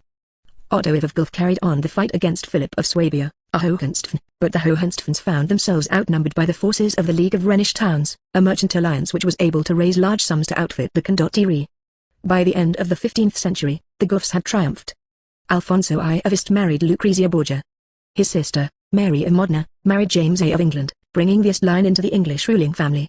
The Gibeons favoured a strong central rule and imperial power, while the Guelphs agitated for decentralized power and the rights of man, a motto which later became their rallying cry for their drive to power. In the 20th century, the surviving heirs of the Guelph and Guibane factions were arrayed against each other in 2 world wars. Germany had become a world power through the military instincts and drive of the Prussian Gibeons. In 1866, Bismarck, to further his goal of unifying Germany, had dispossessed a number of German princes from their estates. The Duke of Nassau and the Elector of Hesse formally renounced their claims. Only the princes of Hanover, who were the heirs to the throne of Brunswick, refused to relinquish their holdings. For decades afterwards, the Hanovers considered themselves to be at war with Prussia. Indeed, 2 world wars did take place, due in part to the continued resentment of the ruling family of England against the rules of Germany. It is an interesting point that the victorious Hanovers saw to it that a defeated Germany was split into 2 small, militarily occupied countries after World War II, the final revenge of the victors. Galvanism, a strong influence in England during the 16th century, capitalized on the growing power of the mercantile fleet and the black nobility, whose main interest was money. Unlike previous religious institutions, which had placed great emphasis on austerity and vows of poverty, this new religious doctrine stressed that the charging of interest in loans and the amassing of wealth was the new way of doing the work of the Lord. It was a welcome revelation to the growing merchant class that God really wanted us to become wealthy. Ingrichesvs became the new battle cry which swept across Europe as the Canaanites built great commercial empires. The prophet of this new divine revelation was one Jean Coin of Noyens, France. He was educated at the Collège du Montaigu, where Loyola, founder of the Jesuit sect, had studied. Coin later moved to Paris, where he continued his studies with the humanists from 1531 to 32. During his stay in Paris, he was known as Coin. He then moved to Geneva, where he formulated the philosophy now known as Galvanism. At first known in Geneva as Coin, the usual pronunciation of Coin, he anglicized his name to John Galvin. This religious movement was based on a literal Jewish interpretation of the 10 Commandments, Old Testament Eustace Mullins, Curse of Canaan 56. Philosophy, and the prohibition of graven images. The early disciples of Calvinism were known as Christian Hebraists. The advent of Calvinism made possible the great expansion of Jews into further avenues of European commerce besides money lending. For this achievement, the encyclopedia honors Calvin with the statement, "Calvin blessed the Jews." In retrospect, Calvinism can be seen as but one more of the Canaanite movements which have periodically swept across Europe, creating revolutionary plots which were then exported to other countries. It is no accident that with the advent of Calvin, Switzerland became the private banking center of the world, or that the successive revolutionary plots have been both hatched and financed from Switzerland. Even Lenin found a haven in Switzerland during the years of toiling over the techniques which would allow him to seize Russia from the Romanov family, which had ruled that nation for 1,000 years. Calvinism's welcome exhortation to amass more money was counterbalanced from the outset by the fact that it was inaugurated as a brutal, tyrannical system which functioned on a basis of Oriental despotism, again revealing its Canaanite origins. The people of Shem never believe in forcing anyone to do anything. This is a basis of their law. They believe that as a matter of natural instinct, people will always do the right thing. The Canaanites, on the other hand, always aware of the curse on their people, and God's command to the children of Israel to exterminate them, realize that their survival depends on employing the most brutal measures. Calvinism ran true to form. In November 1541, Calvin issued his Ecclesiastical Ordinances, a body of instructions which imposed absolute discipline on all citizens. Calvin's ordinances imposed the death penalty against any opponent. His leading critic, Jacques Rouet, was beheaded for blasphemy. Another religious opponent, Michael Servetus, was burned at the stake. Other critics were tortured and beheaded. Calvin encouraged the burning of witches and ruthlessly enforced his ordinances, creating the most tyrannical and autocratic theocracy in Europe. The importation of Calvinism into England was calculated to drive a wedge between the church and state. The traditional Church of England had as its titular head the king. Calvinism's divisive propaganda led to the triumph of Cromwell and the replacement of the kings of the Stuart line by the House of Orange-Nassau. The first victim of this purge was King Charles I, who was beheaded by the conspirators. Details of the plot were published centuries later in Lord Alfred Douglas' publication, Plain English, September 3, 1921, L. D. Van Valkert came into possession of the missing volumes of the records of the Synagogue of Mullins, lost since the Napoleonic Wars, which were written in German. These records have the entry, June 6, 1647, from Mo. C. to Ebenezer Pratt, in return for financial support will advocate admission of Jews to England. This, however, impossible while Charles living. Charles cannot be executed without trial, adequate grounds for which at present do not exist. Therefore, advise that Charles be assassinated, but will have nothing to do with procuring an assassin, though willing to help in his escape. The reply came from Pratt July 12, 1647, will grant financial aid as soon as Charles removed, and Jews admitted. Assassination too dangerous. Charles should be given an opportunity to escape. His recapture will then make trial and execution possible. The support will be liberal, but useless to discuss terms until trial commences. Lord Alfred Douglas was subsequently imprisoned on a charge of having libelled Winston Churchill in his paper, a feat which most reasonable men would consider impossible. Eustace Mullins, Curse of Canaan. 57. The plot proceeded as outlined by Pratt. On November 12, 1647, King Charles escaped. He was recaptured, and won his subsequent trial. The House sat all night, December 5, 1648, finally agreeing that Charles would negotiate a settlement on terms laid down by them. This resulted in the famous Bride's Purge. Cromwell, infuriated that the House had not passed sentence of execution, dismissed all the members who had favoured a settlement with Charles. The 50 members who remained were known as the Rump Parliament. They had usurped absolute power. They then proclaimed a High Court of Justice on January 9, 1649. It was composed of levellers from Cromwell's army. Manasseh ben Israel's one gent in England, Isaac Doris Laus, drew up the indictment 19 against King Charles. Manasseh ben Israel, who transmitted the funds from Amsterdam for Cromwell's revolution, is dubbed Cromwell's English Intelligencer by the Encyclopaedia Judaica. On January 30, 1657, King Charles was beheaded at Whitehall. Cromwell did not live long to enjoy his triumph. He died in 1661, making it possible for King Charles to regain the throne. Many of Cromwell's most dedicated revolutionaries emigrated to the American colonies, where they have exercised a pernicious influence ever since. The Cromwellians were the guiding inspiration of the abolitionist movement which precipitated the Civil War. They have been behind-the-scenes figures in many other disasters in the United States. Because Charles I was now on the throne of England, the Amsterdam bankers instituted a great financial depression in England in 1674. The unrest caused by this development paved the way for the House of Nassau to seize the throne of England. England made peace with its nemesis, Holland, in 1677. As part of the deal, William of Orange married Mary, daughter of the Duke of York, who became King James I when Charles I died in 1685.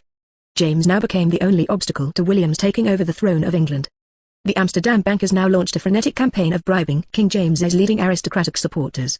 The first to succumb was the Duke of Marlborough, John Churchill, ancestor of Winston Churchill. As head of the army, Marlborough's support was crucial. He accepted bribes of some £350,000 from de Medina and Mikado. Next was Lord Shrewsbury, Charles Talbot, who had occupied high office during the reign of both Charles and James I. Seeing that the tide was now turning, such luminaries as Sidney Godolphin, the Duke of Sunderland, and the Duchess of Portsmouth secretly went over to those who favoured the accession of William of Orange. Meanwhile, James I seemed unaware of the treachery which surrounded him. Marlborough even signed a renewed oath of fidelity to James on November 10, 1688. On November 24 he joined the forces of William of Orange.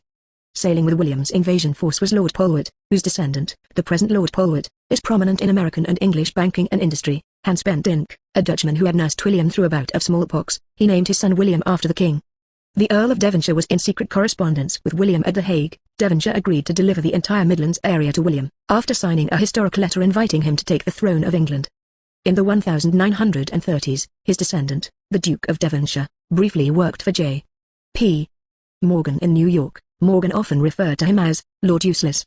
The heir to the Devonshire estates married Kathleen Kennedy, daughter of Joseph P. Kennedy. He was killed in action during the war. The Devonshires now faced the bothersome prospect of a Kennedy claim to their estates. The problem was solved when Kathleen Kennedy was killed in an airplane accident while flying to France for a champagne tryst with her lover, Eustace Mullins, Curse of Canaan 58. Now King of England, William named Bentinck the first Earl of Portland. The second Duke married into the Cavendish fortune. The third Duke became Governor-General of India and made the history books when he abolished the practice of suttee in 1829. Those who had aided William's invasion were well rewarded. They have been the wealthiest families in England ever since. The first order of business was to charter the Bank of England in 1694, the mission for which William had been backed by the bankers of Amsterdam. This made the Canaanite cause a true world power. William's accession placed the throne of England firmly in a line of the black nobility, where it has remained ever since. Lord Shrewsbury became one of the first stockholders in the Bank of England, investing £10,000. He enthusiastically predicted that the Bank of England would not only finance trade, it would also carry the burden of our wars, a prediction which proved true. Because no revolutionary FLL could obtain any financing after the Bank of England gained control of the money of England, there has never been another civil war or revolution in England. The Cavendish-Bentinck line, like others who supported William, has always prospered. The present Duke married a Mrs. Quigley of Kentucky and is a director of the Rothschild firm, Rio Tinto. During World War II, he was chairman of the Joint Chiefs ID Staff, Intelligence. The Scottish lords to a man had been loyal to James I. To the first to bend the knee to William was one Patrick Lyon. He became Earl of Strathmore. The daughter of the 14th Earl, Elizabeth Bowes Lyon, is now the Queen Mother of England. William soon had a beautiful mistress, Elizabeth Vez. He also conducted lengthy love affair with a handsome young nobleman, Arnold van Keppel, whom he named Earl of Albemarle. When William died, two persons were specifically named in his will, the Earl of Portland, and the Earl of Albemarle. Both received bequests of land and jewels. The Canaanites make sure to reward those who serve them well. Typical was the career of John Buchan, who married Susan Grosvenor. The Grosvenors, Duke of Westminster, are the wealthiest family in England, owning some 600 acres of prime London real estate. For 3 years, Buchan was private secretary to Lord Alfred Milner during Milner's promotion of the Boer War. Milner also founded the Round Tables, the present Council on Foreign Relations. Buchan became a widely published novelist and was named Governor-General of Canada. He was given the title Lord Tweedsmuir. In his autobiography, Pilgrim's Way, Buchan mentions en passant the veiled prophets who are behind the scenes in a crisis. He offers no further identification. He also writes, I dreamed of a worldwide brotherhood with the background of a common race and creed, consecrated to the cause of peace. In this seemingly innocuous fantasy, he was really citing his dedication to the worldwide Canaanite conspiracy, with its pseudo-program of the rights of man, world brotherhood, and world peace. All this, in reality, the screen for a universal tyranny imposed by the Canaanite despots. The Bank of England was chartered as the result of regicide and an international conspiracy which successfully seized the throne of England. Yet John Buchan wrote in his autobiography, I had long shared Lord Rosebery's view of him, Oliver Cromwell, as the greatest of Englishmen. Lord Rosebery had been the first of the English aristocrats to marry into the Rothschild family. It was to be expected that he would revere the memory of England's only regicide. Eustace Mullins, Curse of Canaan 59. The Rothschilds had used the European network of the Illuminati as their transmission belt for their rapid takeover of the continent's financial structure. They used a number of stratagems, a few of which were revealed by Guy de Rothschild in his book, Whims of Fortune. The Rothschilds' correspondence was always written in Hebrew. It was never signed, so that any signature purporting to be from one of the five brothers would be seen to be a forgery. He reports, just after World War I, the French government needed to borrow dollars. They contacted the House of Morgan, who preferred, however, to deal with the Rothschilds rather than with the government. This was a bit of gloating on the part of Rothschild. He knew that the vaunted House of Morgan had never been more than an appendage of the Rothschild network. It was instructed to deal with the House of Rothschild. He also notes, my family had always been one of the major shareholders in the British Rio Tinto. Traditionally half the capital was French. One of the marks which the Rothschilds left on the world was the traditional red shield of the Salvation Army. In the 19th century, Baron Rothschild began to give considerable sums to General Booth in London, always through an unidentified representative. One day, he came in and revealed that he was the mysterious benefactor. He stated that he would continue his donations, but he would like to make one suggestion. The Salvation Army could attract more attention if perhaps it could adopt some distinctive logo. What would you suggest? Asked General Booth. I suppose a red shield would be effective, don't you? Said Baron Rothschild. The Salvation Army carried the red shield all over the world. One of the principal agencies of the Canaanite network has been the Rhodes Trust, which has trained young men in the principles of the Canaanite program for world power for almost a century. Cecil Rhodes was the agent for the Rothschilds when he secured their control over the vast diamond L&D gold reserves of South Africa. They still exercise control through De Beers, diamonds, and the Anglo-American Corporation, gold. Rhodes had considerable holdings himself. When he died, Lord Nathan Rothschild emerged in 1891 as his sole trustee. This control was later expanded to include other members of the Society of the Elect, R.H.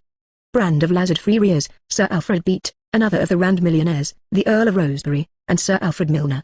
This group not only set up the Rhodes Trust, it later financed the Royal Institute of International Affairs and its American subsidiary, the Council on Foreign Relations. After gaining control in England, the Canaanites reverted to their traditional practices as demon worshippers. England was soon rife with cults embodying witchcraft, black masses, and blood rituals. The Earl of Pembroke had been an early supporter of William of Orange, and a charter subscriber to the Bank of England. The Countess of Pembroke became a leader of the new, mystery cults, with her brother, Sir Philip Sidney, who brought mysticism into English literature with the publication of his Fairy Queen, which he had dedicated to his sister. Humphrey, Duke of Gloucester, also played an important role in the mystery cults. He was descended from black nobility, being descended from both of the bastard sons of the Duke of Normandy, Richard the Fearless. The Gloucesters followed William the Conqueror to England. Eustace Mullins, Curse of Canaan. 60. Mysticism became a dominant theme in English literature of this period.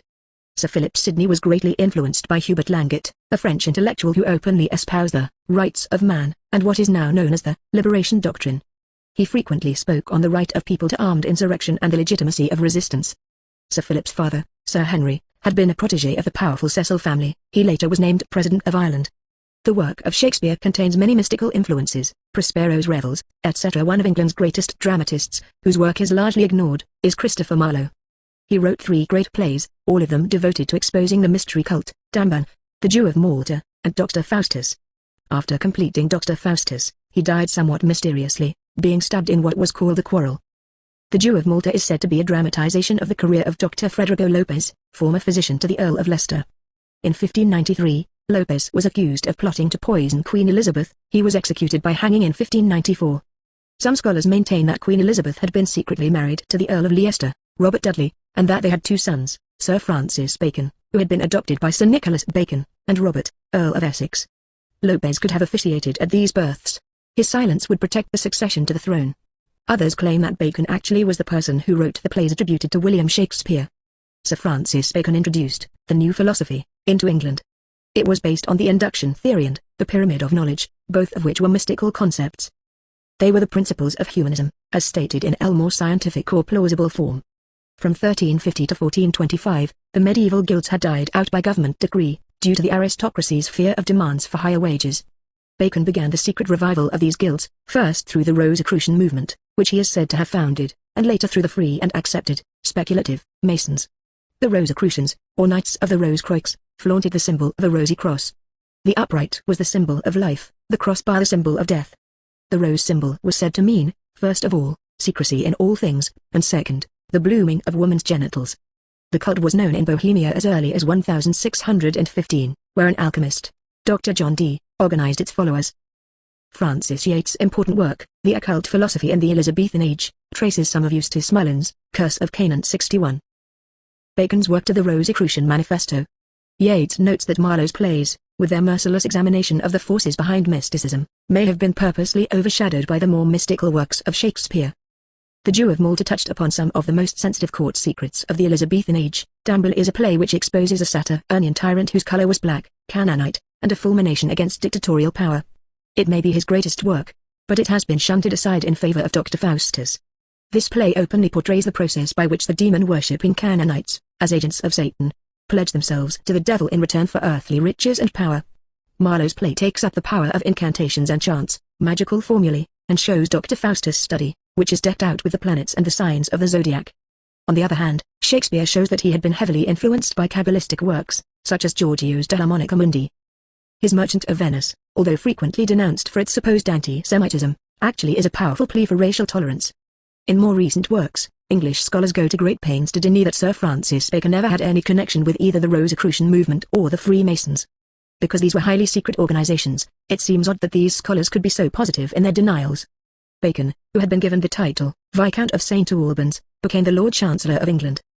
He was later removed from this office because of court intrigues led by Lord Buckingham. The Royal Society of London was founded 34 years after Bacon's death, in 1660. The Bishop of Rochester and the other founders paid official tribute to Bacon's works as the basis of their society. The Oxford English Dictionary offers some notes on the Kabbalists during this period. Scottmanist. I used to doubt the existence of Kabbalists and Rosicrucians, thought the sub-prior, 1891, Rosy Cross. It is commonly held that there is a close connection between the alchemists and the Rosicrucians. W. Taylor, Monthly Mag. VEI 797.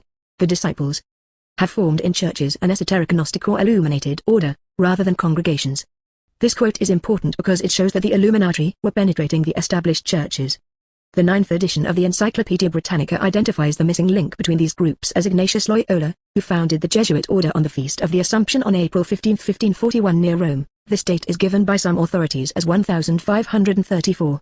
He had formerly been a student at Salamanca. From 1520 on he was a member of an Illuminati sect in Salamanca called the Lombardos. In 1527 he was tried by an ecclesiastical commission because of his membership in this sect. He was acquitted. In the Society of Jesus, he set up 6 degrees for advancement, which are the same as in Freemasonry. Its doctrines are similar to those of the Jewish Mishnah. 4 lodges met at the Goose and Gridiron Alehouse in London on June 24, 1717, to form the first Grand Lodge of England. Jacob Katz, in his book, Jews and Freemasonry in Europe, says that the initial members included Mendez, de Medina, Alvarez, and Baruch, most of whom were Marinos. During Elizabeth's reign, the Rosicrucians has organized themselves as Masons, perhaps under Bacon's guidance. The Encyclopaedia Judaica says that the coat of arms of English Freemasonry was designed by Jacob Jude de Leon Templo. 1717 was the year that the Hanovers ascended the throne of England. Under the leadership of George Ill's son, the Duke of Sussex, the rival lodges of ancient and modern were now joined. The royal